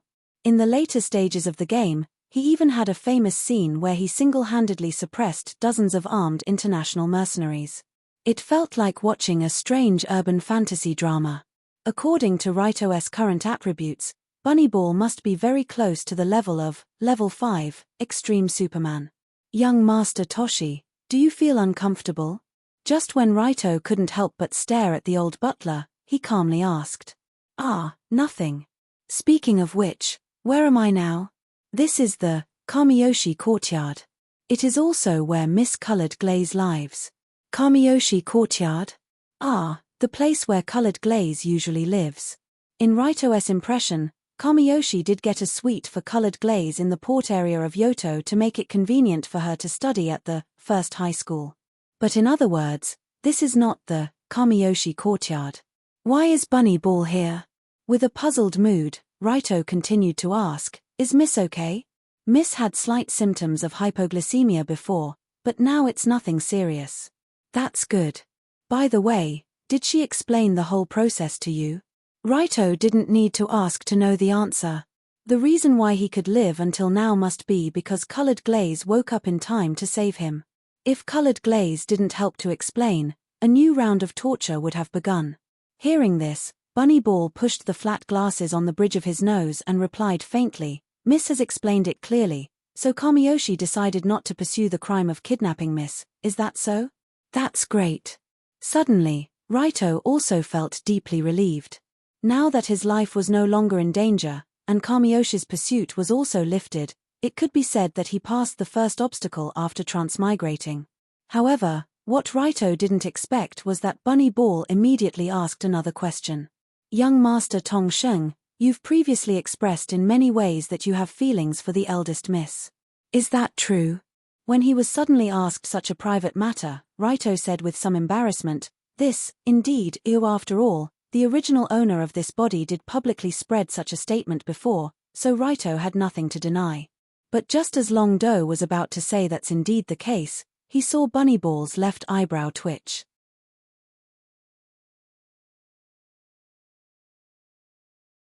Chapter 17. From a normal person's point of view, this was undoubtedly a normal reaction. However, Raito, who had played the game before, knew that Bunkamaru's action of raising his left eyebrow was a prelude to his attack. In other words, this old butler might be waiting for Raito's answer, and might attack him at any time. Attack? Why would he do that to me? Could it be? Suddenly, Raito recalled the awkward question from before. Bunkamaru was the dark guardian of Kamiyoshi. Everything he did was calm, like an intricate machine. However, when it came to Kanzaki-colored glaze, this old butler would sometimes lose his composure. Lady-colored glaze is the light in the hearts of us who live in darkness. Every time I see her, I can feel my soul being cleansed. In the game, Bunkamaru had once described the colored glaze in such a way. This description was somewhat religious, which made others feel that Bunkamaru was exaggerating, but it wasn't without reason. Kamiyoshi had always been a very special family. It was said that they were relatives of the royal family, and the one who bore the most responsibility in the family was the Zaiwang of Kamiyoshi. Zaiwang was originally an unmarried princess who represented the royal family as a witch. Her job was to serve Amaterasu Kami, and she was in charge of praying, exorcising, and worshipping. It was the highest rank of witch. However, this rank had been developed continuously since ancient times. The royal family created a special department that was in charge of Shinto, which led to the Kamiyoshi. Thus, in every generation, the Kamiyoshi would be the Zaiwang, and she had the responsibility of communicating with the gods on behalf of the country. For example, the colored glaze's mother was the previous Zaiwang, and her aunt was the current Zaiwang. She was the next Zaiwang. 2 years later, when the colored glaze turned 18, her aunt Kanzaki Siko would step down and pass the position to the colored glaze. Although Zhai Wang could still marry after his abdication, but before and during his term of office, he must be clean in body and mind, and must not involve himself in matters of love. In other words, from the time the colored glaze became the fasting king at the age of 18 until the next fasting king succeeded, she was absolutely not allowed to fall in love, much less lose her virginity. Under such circumstances, Raito, who had publicly declared that he liked colored glaze and had even kidnapped her, was bound to be very conspicuous in Kamiyoshi's eyes. Just as Raito paused, Bunkamaru asked, "Indeed what? Go on." When Long Do was faced with the question of whether he liked Lioli or not, he originally wanted to answer yes. But halfway through his words, he suddenly realized that he was courting death, especially in front of this old butler.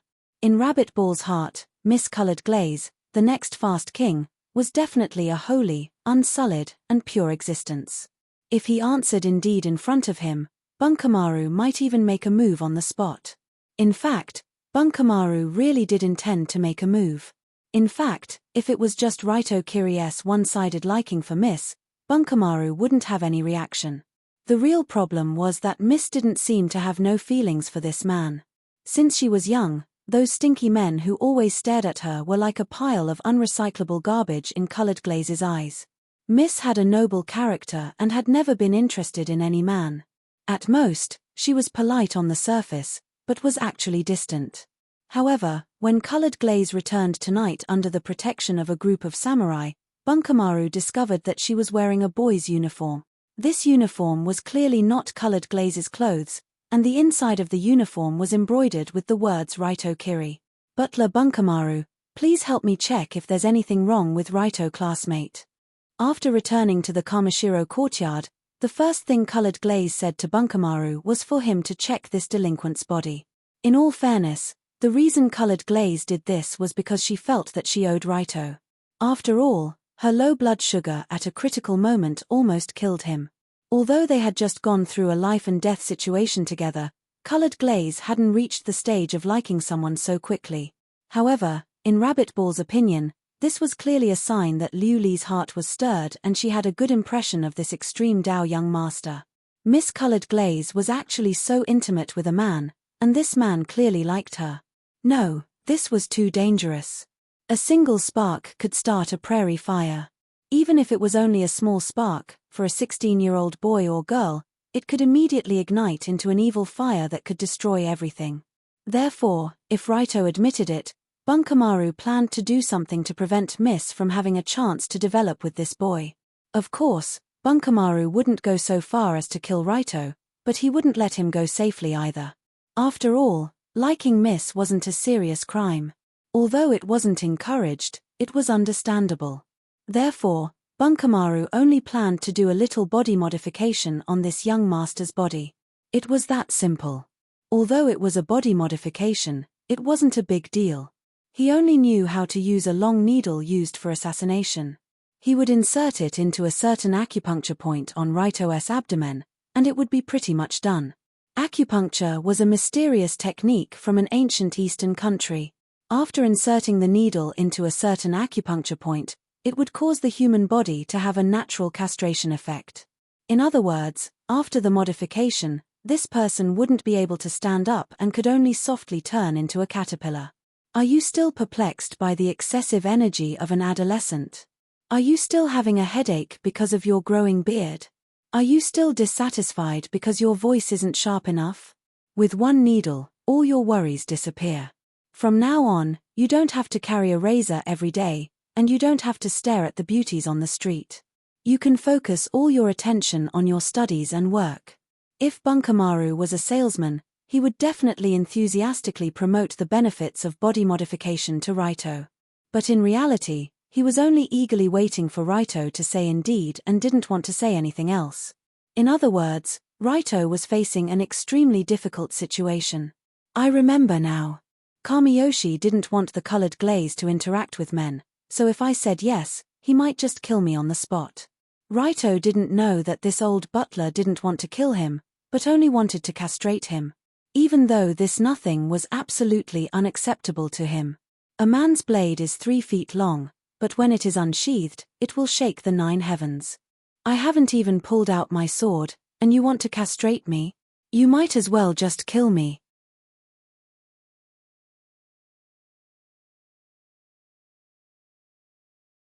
Chapter 18. What should I do? I can't expose the fact that I like colored glaze in front of him, so I can only fool him. In desperation, Raito shrugged and smiled. Indeed, there was, but that was in the past. In the past? What do you mean? It means that I don't plan to pursue colored glaze anymore, I just treat her as a friend. When making such an explanation, Raito's attitude was very casual. If he was facing other people, he might have been fooled by his words. Unfortunately, the person in front of him was the old ninja who had seen countless villains and heard countless lies. So that's how it is that so? You already understand. After seeing Bunnyball nod, Raito also showed a relieved smile. However, his smile froze in the next second. Bunnyball's stern face relaxed slightly, as though he was smiling. He then said, "You're even more outstanding than I imagined. You were actually able to predict my intentions in advance and then lie to fool me. There are many ways to judge whether a person is telling the truth or lying. The time to answer a conversation, whether there was a pause during the conversation, the tone when speaking, the eyes, and even the heartbeat speed." For Bunnyball, he could easily see that Raito was lying and was trying to fool him. So in his view, Raito's little trick could only be described as overconfident. Okay, you're good. Raito, who was exposed, also knew what kind of person Bunnyball was. Since he was exposed, there was no point in pretending anymore. Then you do like Milady. I like her, so what? From the beginning to the end, Raito did like colored glaze. When he played the game before, he liked the first female lead very much. After he came to this world, he met her at the beginning, which was enough to show that they were fated to meet. Although Raito didn't plan to confess to colored glaze, admitting his feelings was definitely not something to be ashamed of. However, in the next second, Bunnyball's aura began to change. "Very good," he said with a slightly cold tone. "You are a man, what a pity." His old but not skinny wrist turned slightly and reached to the side of his waist without leaving a trace. "HMPH, ready to fight? But if you kill me, how will you explain it to Milady later?" Raito immediately took 2 steps back and leaned against the wall as he asked in a pretentious tone. It wasn't that Raito couldn't control the muscles on his face squirming to act pretentious, but he had no choice. In a one-on-one situation, there was no way he could survive from Bunnyball. The only way to walk out of here alive was to use Colored Glaze's name to persuade him to leave. But Raito's words did make sense because Colored Glaze didn't want him to die. After the previous cooperation, the two of them had become good partners. Colored Glaze wanted to use Raito's relationship with the Rulone group to cut off Tenmu Iheim's wings in advance. As for the dragon fighters, they naturally coveted other people's bodies. Pooey. Naturally, he wanted to build a good relationship with Colored Glaze and use her power to completely control the Rulone group.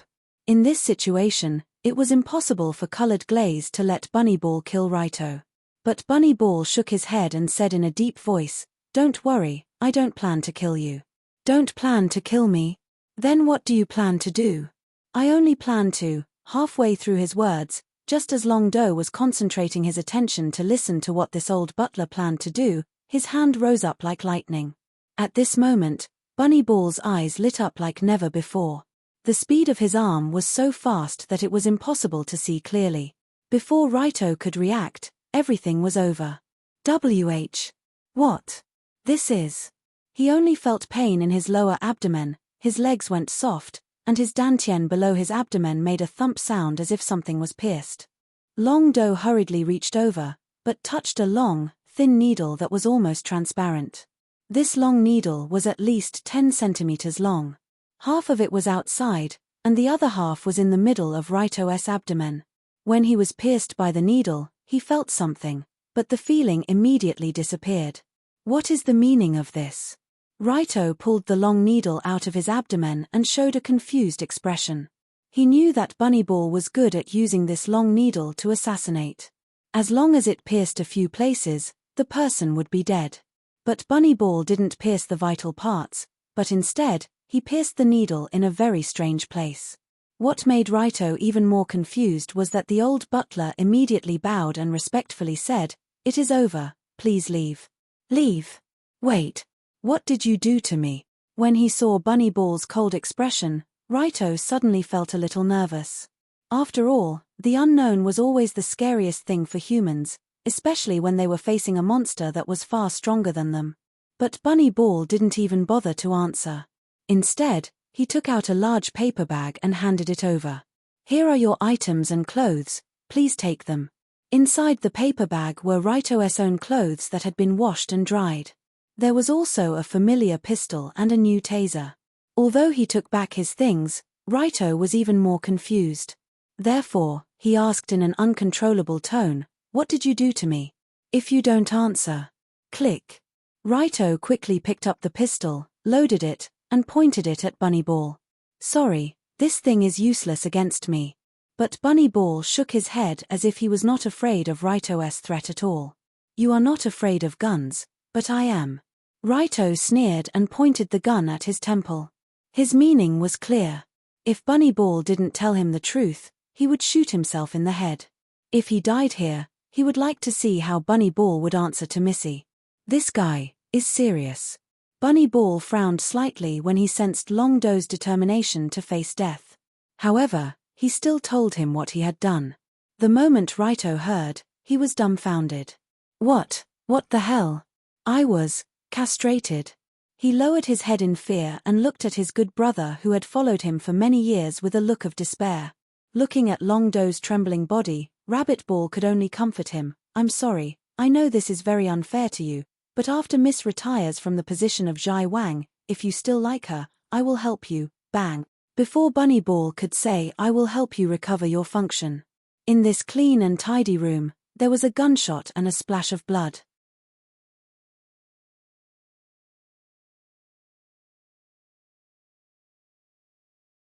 Chapter 19. Bunnyball would never have imagined that Raito would pull the trigger without any hesitation. Shouldn't a normal person rush to the hospital to see if they could be saved when they encountered such a situation? Why did he suddenly shoot himself in the head? Wasn't this too decisive? He was simply a super unyielding man. Of course, what Bunnyball didn't know was that Raito's strength was mostly based on his rebirth. Detected that the host is on the verge of death. Initiating emergency rescue plan. Spending 1 million to erase the fact of death. Beep beep beep beep. Erase successful. Suddenly, the voice that sounded like an old horse appeared again, which also represented the rebirth of Dragon Fight. Long Do clearly had a deep resentment towards his rebirth this time. From Raito's point of view, Bunnyball was a bully, and it was the type that took advantage of his face. Didn't he like the colored glaze? A gentleman would like a fair lady, this was the way of the world. Indeed, the colored glaze's identity was special, and she couldn't casually fall in love. But just because of this, you want to castrate me? Who could tolerate this, bastard? Therefore, when he realized that the situation was not right, Raito would rather spend 1 million to be reborn than to be bullied. Very good, Bunnyball and Kamiyoshi, you guys are good, I lost this round, okay? After waking up, Raito slowly opened his eyes, and he still smelled the familiar lavender scent. In other words, he was still lying on the soft bed, and he didn't return to the previous warehouse. The rebirth point changed. Although he didn't know the reason, it was certain that Raito wouldn't return to that warehouse. This also meant that he could focus all his energy on the battle of wits with Bunnyball. Stinky old man, he's too much. After quickly waking up, Raito, who was wrapped in the blanket, couldn't help but curse. In the original game, the rabbit ball in the cat house was a great help to the main character. Ever since it was confirmed that they were going to fight against the Heavenly Eye group, this old butler had saved the main character and the young miss from danger many times. Therefore, from the beginning, Raito had a good impression of this old butler. Of course, after that needle, any good feelings she had for him had disappeared. The enmity of ending one's lineage was no less than killing one's parents. Kamiyoshi, apply the rabbit ball to the cat house. I will definitely get back at you. Raito gritted his teeth, but he quickly focused his energy on something other than revenge. After all, the most important thing now was not how to take revenge, but how to solve this predicament. He quietly poked his head out of the blanket and glanced at the door. He could vaguely see what was going on outside through the wooden lattice door, but there was no sign of anyone outside. However, judging from the previous situation, Rabbit Ball should not be far from the door, waiting for Raito to wake up. As long as he made a sound while he was still asleep, the old butler would push the door open and prepare to take out the needles to serve him. What should I do? I definitely can't beat Rabbit Ball. He can choke me to death with one hand. I can't run away either. This is the Kamishiro Villa, it's their headquarters. Using words to convince Rabbit Ball? That's almost impossible. He's a real veteran, it won't be that easy to fool him. Phew, there's no other way. I'll have to see if there are any useful items in the garbage store. As if he had accepted his fate, Raito helplessly hid under the blanket and quietly opened the store. After the third rebirth, his funds were only left with 3.95 million foot, almost reaching the point where he couldn't make ends meet. After opening the store for a while, Raito found a few useful items, but unfortunately, they were too expensive to afford. For example, the very useful hoodlum invisibility cloak. After wearing it, he could blend into the background, making it almost impossible for people to see. The price was 10 million. Another example was the hoodlum digging glove. After wearing it, he could dig as much as he wanted, just like a gopher. The price was 5 million. According to Raito's memory, the items in the store seemed to change every time he was reborn. There were many items that he didn't see the last time he looked through the store. There were expensive and cheap items in the store. The more expensive items had more uses, and of course, the higher the price. For Raito, who didn't have a way to make money, the items at this price were fantasy items that he could only look at with envy. But after looking through the store for a while, Raito finally found a very useful item. Hoodlum Velcro. The color and texture were the same as human skin. It could be applied to the human body to create various illusions, such as covering scars and hiding certain characteristics. Although this item couldn't reach the level of disguise, it was surprisingly useful for the current Raito, and it only cost 500,000. Very good. I'll take it. He clicked on the box a few times and bought it with heartache.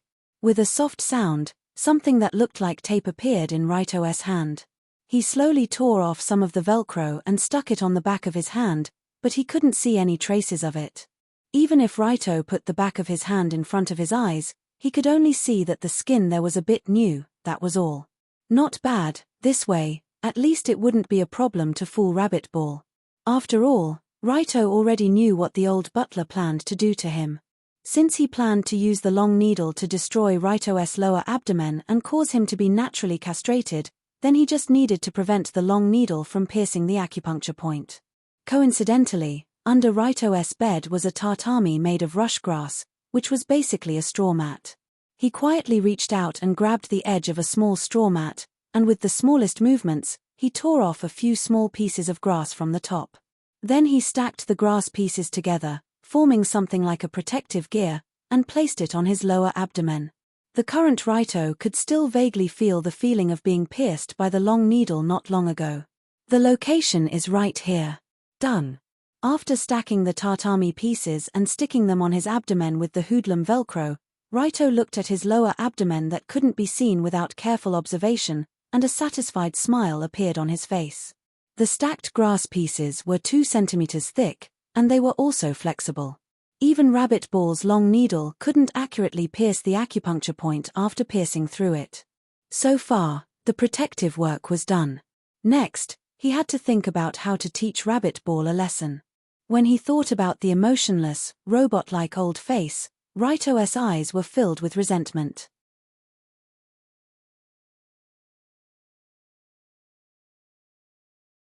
Chapter 20. He wouldn't be castrated if he took care of his defenses, but that was far from enough.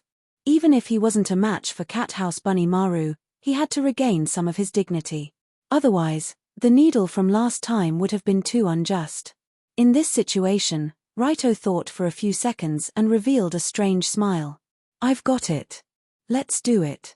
Although there was a huge difference in strength between them, the enemy was in the light while he was in the dark. It wasn't impossible for him to kill Bunny Maru. Tap, tap, tap. Just like that, not long after, the sound of light footsteps came from the guest room of the Kamishiro courtyard. Hearing the footsteps, the old man who was leaning against the corner of the door slowly opened his eyes. Oh, he's finally awake. Cat House Bunny Maru looked at the pocket watch in front of his chest. The watch showed that it was 12 o'clock sharp. It was already noon of the second day. I have to deal with this quickly. It would be troublesome if Milady came to check on me. She did come once in the morning. After looking at the time, Bunny Maru walked towards the guest room. Today was a Sunday. Milady didn't go to school. Instead, she was doing her daily training in her room. As the future vegetarian king, the things that Kanzaki-colored glaze needed to learn were far beyond what normal people could imagine. It wasn't something that a student could compare to. When he thought of Milady's figure training so hard to become the vegetarian king, Bunny Maru wanted to cry. In order for Milady to succeed, even if I have to turn into a demon, I won't hesitate. For this, the man in the room had to be eliminated. Voila! Accompanied by the almost inaudible sound of the door being pushed open, Bunny Maru silently walked into the guest room. The man in the guest room seemed to have just woken up. He was admiring the goddess of destiny hanging on the wall behind him. This was the world's earliest portrait of the goddess of destiny. It was also the god that the entire Kamiyoshi worshipped for thousands of years. But in Raito's view, the portrait of the goddess of witches was somewhat abstract. He couldn't even tell that it was a woman. Young Master Toshiro, you're awake. Just then, Bunny Maru's voice interrupted his thoughts about the gender of the portrait. It also announced the official start of the competition. Are you from Kamiyoshi?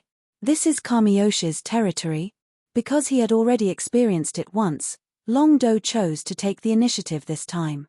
Yes, I'm from Cat Bunny Maru. I'm not interested in who you are. Anyway, I'm going to leave now. Where are my things?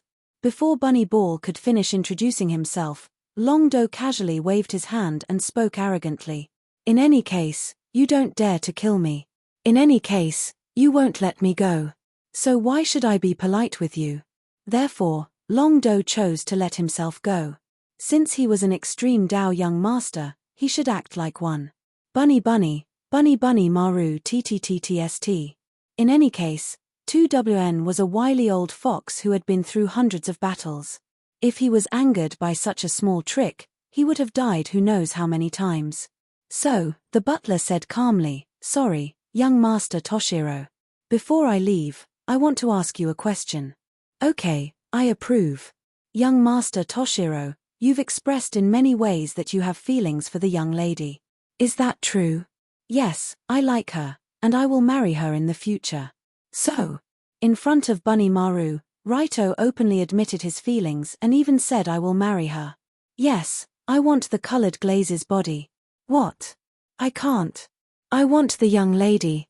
I said it. His sharp eyes stared straight into Bunny Maru's eyes as if he didn't think there was anything wrong with his words. Such a straightforward and domineering answer surprised Bunny Maru. After all, the fact that Kamiyoshi strictly forbade Sai Wang from contacting men was known in Tokyo. So, only a fearless young master like Raito dared to publicly express his feelings for the colored glaze. And not only did he dare to publicly express it, but he also dared to come to the Kamiyoshi courtyard to express it in front of Bunny Maru. It had to be said that just this boldness that didn't even put the Kamiyoshi in his eyes was enough to make Bunny Maru admire him. If the young lady didn't have a heavy responsibility, perhaps this young man would have been a good choice. After secretly sighing, Bunny Maru helplessly shook his head and said, "If that's the case, then forgive me for offending you." The last word Sin didn't dissipate in the air, and the old ninja had already made his move. His right hand moved like lightning, and the slender needle had already pierced Raito's abdomen. It was as sudden as last time. Even if Raito was focused on defending, he still couldn't make any effective reaction. Is this the strength of this world's top masters? Amazing. Before he could react, Raito was already hit. Exactly the same as last time, the long needle accurately pierced a certain point in the abdomen and deeply pierced in. Or rather, on the surface, it looked like it was deeply pierced. After all, Raito's abdomen was covered with a layer of turf protective gear. The long needle would have been blocked after piercing in, and it wouldn't have pierced this deep. Just like this, although Raito could feel a slight pain in his abdomen, it didn't have the thump like last time. Obviously, the long needle didn't pierce through the acupoint as expected, causing this needle to only give Raito a little acupuncture without any substantial effect. But even so, Raito still pretended that his legs were weak and half kneeled on the ground, showing a painful expression. What's going on? The place where I was pierced seems to have something pierced. What did you do to me? Very good, it's working. Hearing Raito's angry and painful howl, Bunkamaru silently nodded.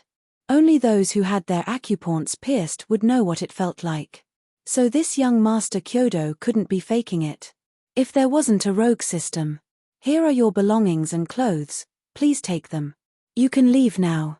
After successfully helping Raito complete the first step of the Sunflower Manual, Bunkamaru still took out the paper bag from somewhere.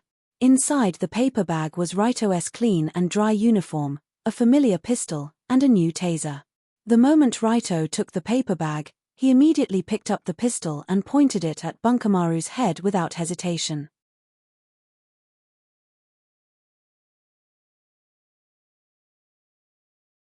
Chapter 21. You. What did you do to me? Long Do picked up his pistol and quickly loaded it before he roared in a tone full of anger. Although he wasn't actually castrated, he wasn't acting either. He was truly angry. After all, he was castrated once before, and he felt extremely aggrieved when he thought about it. But just like last time, Bunkamaru was unmoved by the black muzzle. The number of times Bunkamaru was pointed at was almost the same as the number of times he ate bread, which was an average of once a week. So when he saw the gun, the old ninja was already numb. He just shook his head and said, "Sorry, this thing has no effect on me." Bang. But before Bunny Ball could finish speaking, Ryudo pulled the trigger in an instant. This was the second time Raito fired a gun in his life, but this time, the muzzle wasn't aimed at himself. If you asked him if he felt guilty for pulling the trigger on a living person, Raito's answer would definitely be yes. But if this living person was Bunkamaru, then he definitely wouldn't. The reason was very simple. Even if the distance between the two of them was only 1 meter, this shot would not hit the target. Just as Raito pulled the trigger, Bunkamaru's tall figure had already dodged to the side at an even faster speed and perfectly dodged the bullet. It was the first time Raito saw such a miraculous technique. It could only be described as gorgeous. The bullet immediately penetrated the wall and created a visible hole on the neatly decorated wall. The sound of the explosion spread in all directions, allowing people who were far away to hear the commotion. I was careless. I didn't expect him to actually shoot without hesitation. Although he returned the gun to Raito, Bunkamaru didn't think he would dare to do so. After all, this was the Kanzaki family's residence. Only an arrogant person would dare to open fire in someone else's home base. So after dodging the shot, Bunkamaru still frowned as he quickly moved in and grabbed the gun. His palm gently grabbed Raito's right wrist, and like magic, he confiscated the gun in his hand. Snatching a gun with his bare hands, this kind of superb technique was as simple as eating beans to rabbit ball. After all, he ate beans every day. Looks like you're in an irrational state.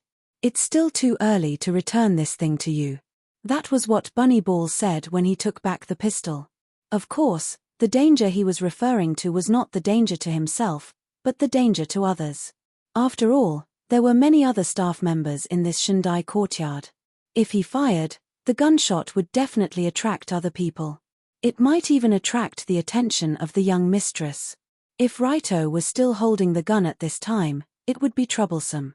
However, even though the pistol was taken away, Raito's expression remained unchanged. He knew that he would not be able to keep his pistol in front of this old monster. Unfortunately, when Raito fired that shot, he had already achieved his goal. Da. At the same time, faint footsteps could be heard coming from outside the guest room. This was to be expected. After all, if a gunshot suddenly rang out from the Kanzai courtyard, the servants and guards in the surroundings would inevitably gather here. Before the crowd gathers, I'll ask one last time. What did you just do? If you don't answer, I'll insert the needle here. After noticing that the crowd was gathering here, Raito pointed the needle he pulled out from his lower abdomen at his throat and asked in a tone as if he was facing death. What he was doing now was very simple. It was a scam. I have the needle used by your cat house. This is your exclusive weapon. If I use the needle to stab myself in the neck, what will the other people who come in, and even Kanzaki and Colored Glaze think? At that time, Bunny Ball would probably fall into his pants and wouldn't be able to wash it clean. In other words, what Raito used to blackmail Bunny Ball was actually Colored Glaze's trust in him.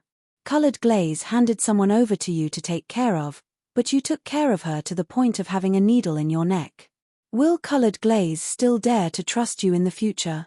Although with Bunny Ball's status, Kamiyoshi wouldn't punish him because of this. But from now on, Colored Glaze wouldn't be nice to this old butler who was originally very respectful. To be hated to the extreme by the lady who worshipped him like a god, this was a punishment worse than death for Bunny Ball. So he immediately raised his hand to signal Raito to calm down and said with an obviously emotional tone, "Wait, don't be impulsive. Let's talk things over." But Raito ignored him and started counting down. 3, 2, I'll talk. Actually, I made you lose part of your male function, but it can be recovered, so don't worry. Helplessly, Bunny Ball could only slowly tell the truth. Don't go crazy, please don't go crazy. Bunny Ball explained while focusing all his attention on Raito's hand. Bunny Ball was rarely afraid of someone in his life. But now, he was really afraid. He was really afraid that Raito, this madman, would stab him in the neck. There were many scoundrels who pointed their weapons at others to threaten them, but it wasn't common for a madman to point his weapon at himself to threaten others. This was completely out of the ordinary. How could others respond? The worst thing was that Bunny Ball was really afraid that he would do this. Originally, Bunny Ball's plan was quite simple. It was to gently stab Raito and then kick him out. Even if Raito found out that he couldn't get hard for some reason, it would be a long time later. Bunny Ball naturally didn't need to worry about the lady blaming him. But now, it was different. After Raito was injected with the needle, he did all sorts of unexpected actions like a madman, which made Bunny Ball feel unprepared. There were only 2 people in the room, and the needle was his. If Raito really pierced his neck, Bunny Ball wouldn't be able to get away with it. No matter what, Raito couldn't die here. He couldn't die under Bunny Ball's needle. Otherwise, his reputation as the guardian ninja would be ruined in an instant. But after hearing Bunny Ball's explanation, this young master sneered, "It can be recovered, so I'll let it go? Then wouldn't I have been injected with 2 needles for nothing? Is this guy planning to extort me?" The hidden meaning in Raito's words was naturally understood by someone as experienced as Bunny Ball. "I can't let it go for nothing, but you have to give me some benefits as compensation." Bunny Ball took a deep breath and gritted his teeth. "Just say it. What do you want?" "I want you to do me a favor. This favor doesn't go against justice or morals, but you'll definitely get it when I ask you to come." Just as Raito made this request, a familiar voice came from outside the room. "Bunny Ball? What's going on? Why are there gunshots inside?" Amidst the chaos, Kamiyoshi's lady, Kanzaki Colored Glaze's voice was like the sound of nature. Of course, to Bunny Ball, this voice really gave him a headache.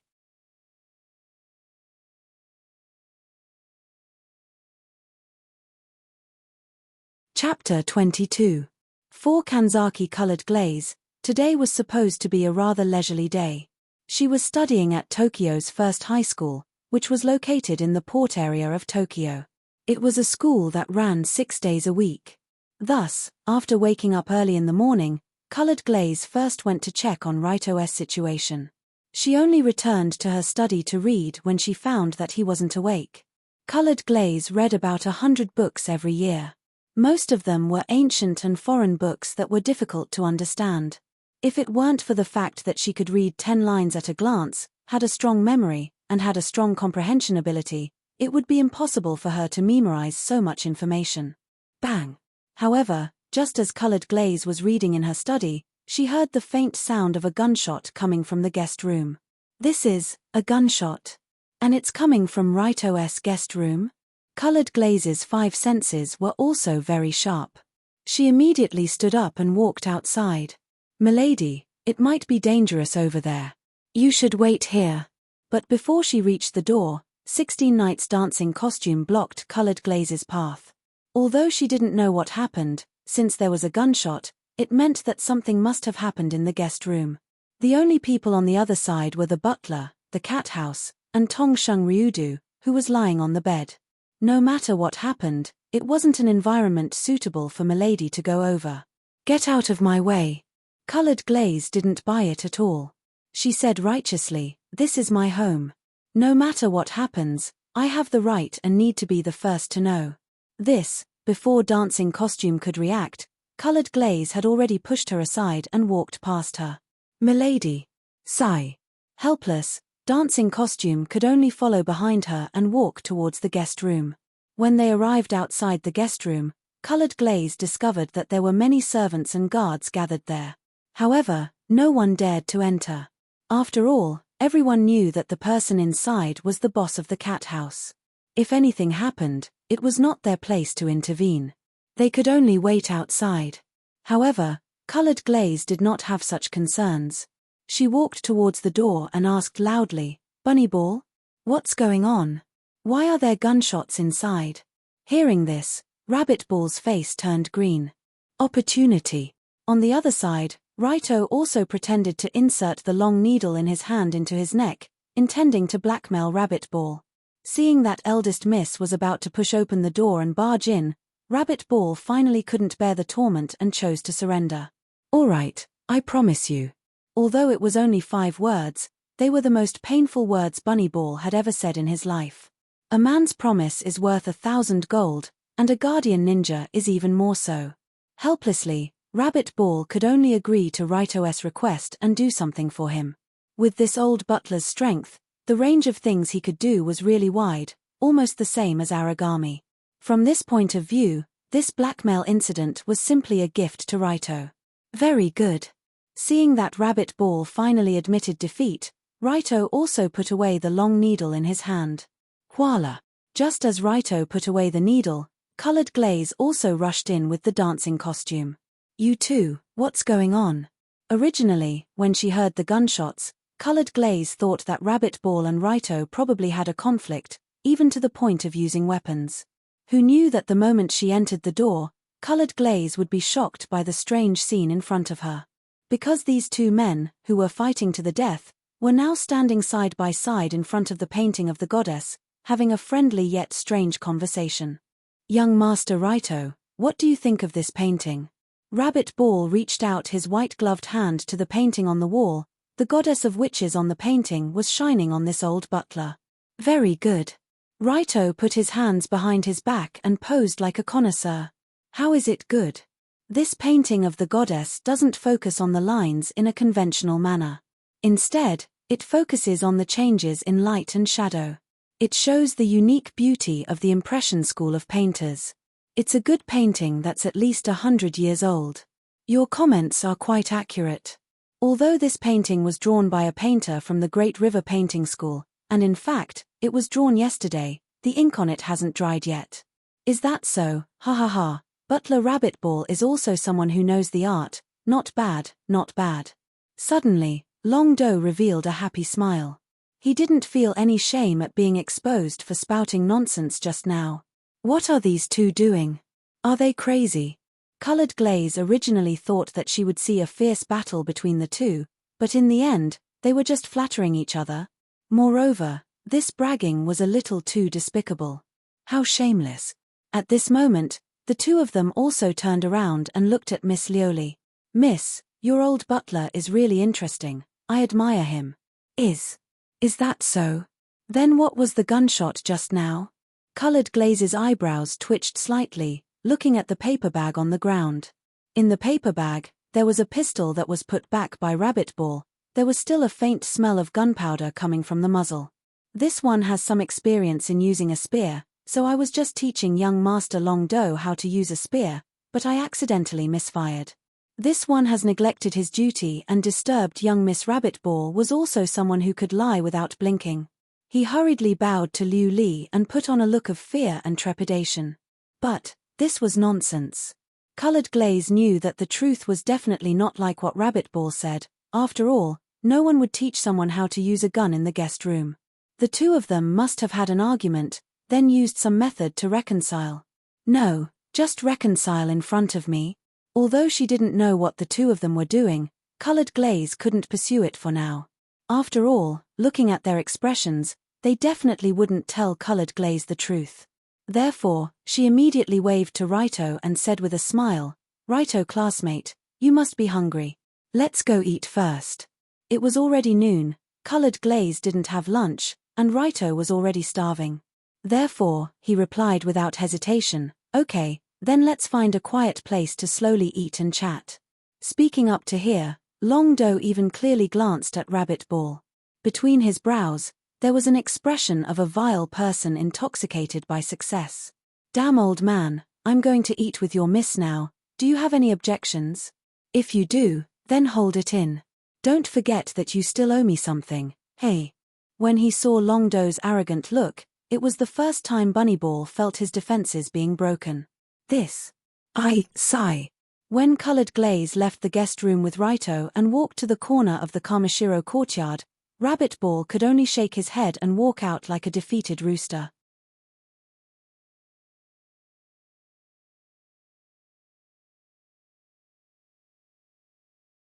Chapter 23. Sorry, it was actually Bunnyball who caused trouble for you. When Raito followed the lady out of the guest room and came to the hallway under the shocked gazes of the servants, Colored Glaze said to him with a bitter smile. When they left, Colored Glaze purposely dismissed the servants, even the dancing costume, in order to have a good chat with Raito. Although she didn't know what happened inside, Colored Glaze wasn't stupid. She could roughly guess that it was Bunnyball who made the first move. After all, Kamiyoshi had restricted Colored Glaze's social interactions for so many years, so she naturally knew best. From the time she was conscious, Colored Glaze didn't have a single male friend. It wasn't that she didn't have a boyfriend, but that she didn't have any male friends. In school, basically all males who tried to get close to her would receive serious warnings, or even threats. Of course, Raito Kiri himself was warned by Kamiyoshi more than once. But he was a young master after all. Being warned and threatened was nothing out of the ordinary. Naturally, he wouldn't be scared. But from the gunshots just now, Kamiyoshi didn't seem to be satisfied with just warnings and threats to deal with Raito. He chose to be serious. However, Raito replied with a smile, "Actually, the old butler only gave me a slight warning to not have any close contact with you. There's nothing else to be unlucky about." As the person who actually took advantage of the situation, Raito didn't plan to backstab Bunnyball. After all, he still had to ask them for help in the future. So Colored Glaze asked curiously, "Is that so? Then how did you answer?" "My answer. Do you really want to hear it?" Speaking until here, Raito revealed a slightly teasing smile, although it looked more like a sinister smile. "Say it, we are partners now. There's nothing that can't be said. I like you, and I will definitely marry you in the future." Before Raito finished his sentence, Colored Glaze slipped and fell on the ground in the hallway. This. I asked you to say your answer, not to confess, and what do you mean by "you will definitely marry me"? The moment Colored Glaze fell forward, she felt her blood pressure rapidly rise, and a gush of blood rushed to the top of her head, causing her to fall on the ground. But before Colored Glaze fell to the ground, a strong arm already picked her up in the air.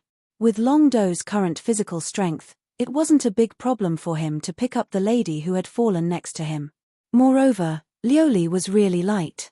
Although the woman's body wasn't particularly petite, it was as if she had no bones, and felt soft. This is probably the second time, but this time, it's not because of low blood sugar. After hugging her slender body into his embrace, Long Do gently smiled and whispered into her ear. When Colored Glaze was hugged, she felt her breath stop for a few seconds. A warm and masculine male scent, solid and reliable shoulders and chest. Last time, when she fell into Raito's arms in the warehouse, it was because of dizziness that she couldn't feel clearly. But this time was different. After all, Colored Glaze's mind was completely clear. After so many years, it was the first time she was so close to a man her age. As a result, when Liu Li steadied herself, her face had already turned red like a big, cute apple. Of course, this panic only lasted for a few short seconds. After taking a deep breath, Colored Glaze turned her head and angrily said, "I asked you to tell me what happened. Who told you to confess? Shameless. I didn't confess. That was my answer to Bunnyball." "You and Bunnyball. You really said that to him?" "Of course, it's all from the bottom of my heart." Whether it was facing Bunnyball in the cat house or Kanzaki Colored Glaze herself, Raito didn't plan on hiding his desires. "That's right, I like Colored Glaze, missus. What's so shameful about it? A man would admit what he did. Besides, he had tried chopping off heads with a machete, piercing the chest with bullets, piercing the acupoints with long needles, and exploding heads. Raito didn't think he had anything to be afraid of. But this time, after hearing Raito's statement, Colored Glaze didn't blush. Instead, she couldn't help but sigh. What an unprecedented idiot. It's not like he didn't know the consequences of doing this. After a while, she helplessly said, "Come with me. There are some things I need to clarify with you." "Some things you need to clarify?" "No way, you need to find a place to reject me." Looking at Colored Glaze's rapidly departing figure, Raito could only silently follow her. Although he had just expressed his feelings, he didn't expect Colored Glaze to give him any positive feedback. After all, although their relationship had improved, it wasn't to the point where his confession would be successful. As the two of them walked through a corridor, they arrived at a courtyard surrounded by a pillar-shaped fence. What appeared before Raito's eyes was a small shrine. There was a pure white torii built in front of the shrine, reminding visitors that they were in a sacred area and that they should maintain a humble attitude. A zigzag rope made of straw represented the sacred boundary and was tied to the surrounding trees. In the middle of the small shrine, there was a statue made of white jade. The statue was about the size of a real person, and it was dancing. When they arrived in front of the female statue, Colored Glaze raised her head and looked at the face that was about to vomit. She emotionlessly said, "This is the god that we have always worshipped in Kamiyoshi, Heavenly Enchantment Female Fate." Heavenly Enchantment Female Fate. I think it's the goddess of witches.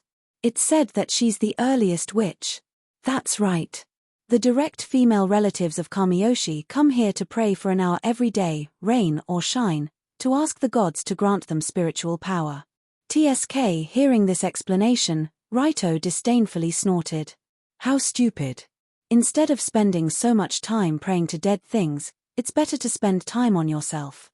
Ah. Sorry. Raito himself was an atheist, so he naturally didn't have a good impression of this ancient and primitive ritual, but he quickly stopped talking. After all, Colored Glaze was the eldest daughter of Kamiyoshi. She grew up with these things, so it wasn't good to talk about this in front of her. However, when Colored Glaze heard Raito's words that were obviously filled with contempt, she nodded. Then she said with an obviously angry tone, "Indeed, praying to this kind of garbage is just a waste of time, a waste of life, it can even be considered slow murder." What? When Long Do heard Lioli scolding him even more fiercely than he did, he couldn't help but be frightened.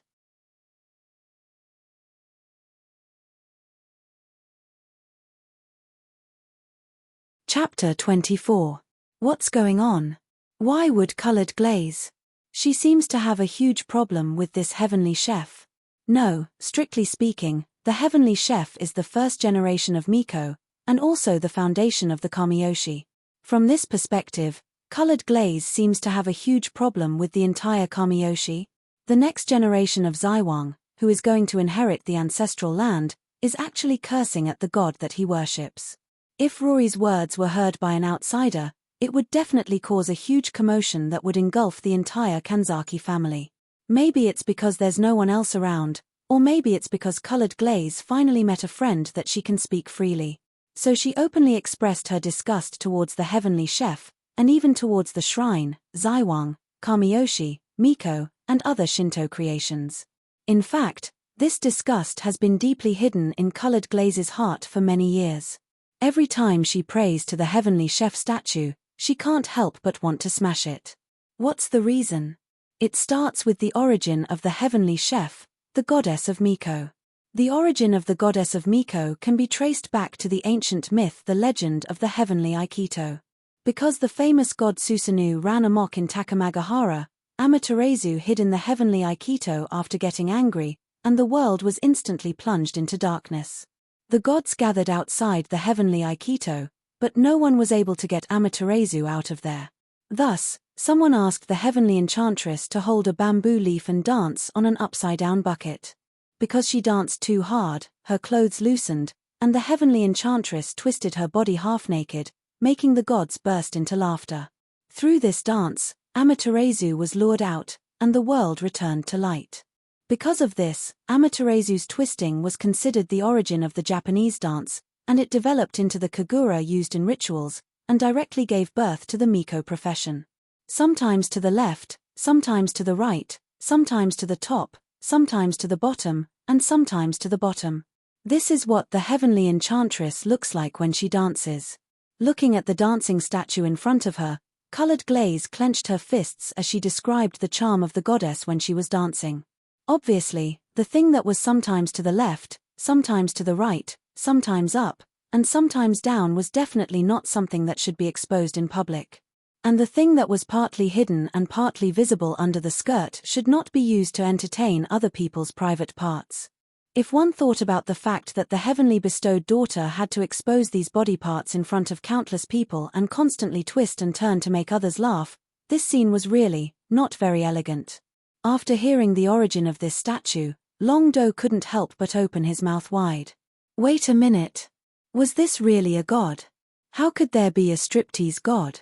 In the country where Raito lived before, it was impossible for people to worship such a ridiculous god, except for some special places. Because he was too shocked, he could only say in a low voice, "This Miko goddess is really, how do I put it, quite despicable, right?"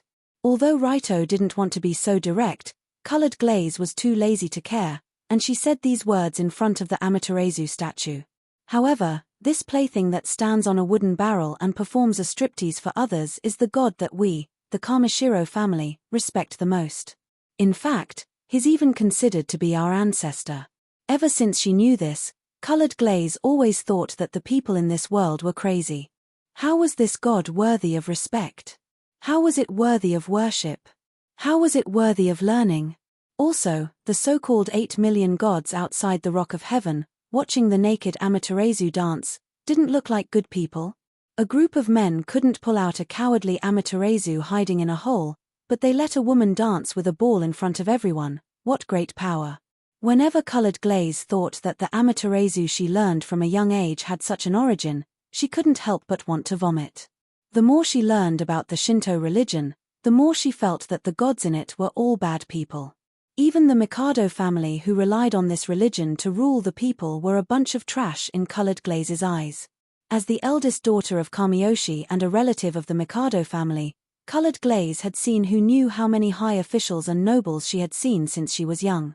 Therefore, Colored Glaze clearly knew that the rotten nobles only cared about exploiting the bottom rung of society, and didn't believe in the gods from the beginning. They only used the name of the gods to control the public opinion, so that they could stabilize their ruling rights, and profit from it to fill their own pockets. As for the so-called Zai Wang, it was just a tool used to carry out a mythical rule, nothing more. The most infuriating thing was that in order to protect this fake mythical world, Colored Glaze had to pay with her own life. Righto, I'm the next Zai Wang, so before and during my term, I can't live my own life. You know this, right? That does seem to be the case. When he heard Colored Glaze mention the Zhai Wang, Raito couldn't help but grit his teeth. Throughout history, the average term of a Zhai Wang was about 25 years. In other words, from the time Colored Glaze inherited the throne at the age of 18, she had to be at least 40 years old before she could leave her duties and return to her own life. In these 25 long years, she couldn't fall in love, couldn't get married, couldn't go abroad, couldn't travel, couldn't. There were too many things she couldn't do. Poor embroidered family's daughter, lying alone beside the lamp and ancient Buddha. With Colored Glaze's personality, she definitely wouldn't be willing to squat in a cold temple like this for 20 years. Especially when she saw the reason for all this, and understood that everything she did was meaningless, and that she was just putting up a peaceful front for a group of rotten people. At this time, Raito could feel the thick hatred from this young lady. She had hatred in her heart, hatred for the Kamiyoshi, hatred for the Mikado and the other ruling classes, hatred for the Shinto religion. After spilling out all the hatred in her heart, Liu Li seemed to heave a sigh of relief. The grievances that had been suppressed for so many years were also released quite a bit. But she still turned to Raito and said, "So, do you understand? Your pursuit of me is meaningless, because this isn't something I can decide on my own. Stop now, before it's too late." After going around in circles and saying a lot of things, Colored Glaze still returned to Raito's feelings for her, hoping to dissuade him from his irrational behavior. After all, if Raito continued to pester her, the Kamiyoshi and even the Mikado wouldn't sit still. At that time, it wouldn't be as simple as letting Bunny Ball poke him with a needle. After all, in the eyes of those in power, a human life was worth less than an ant.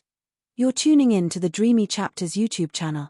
We're so grateful for your support, and don't forget to subscribe to join us on this incredible journey through captivating stories. Your generosity through donations truly makes a world of difference, as it's the primary source of revenue that allows me to expand and enhance this channel for you. Thank you from the bottom of my heart for being a part of this adventure.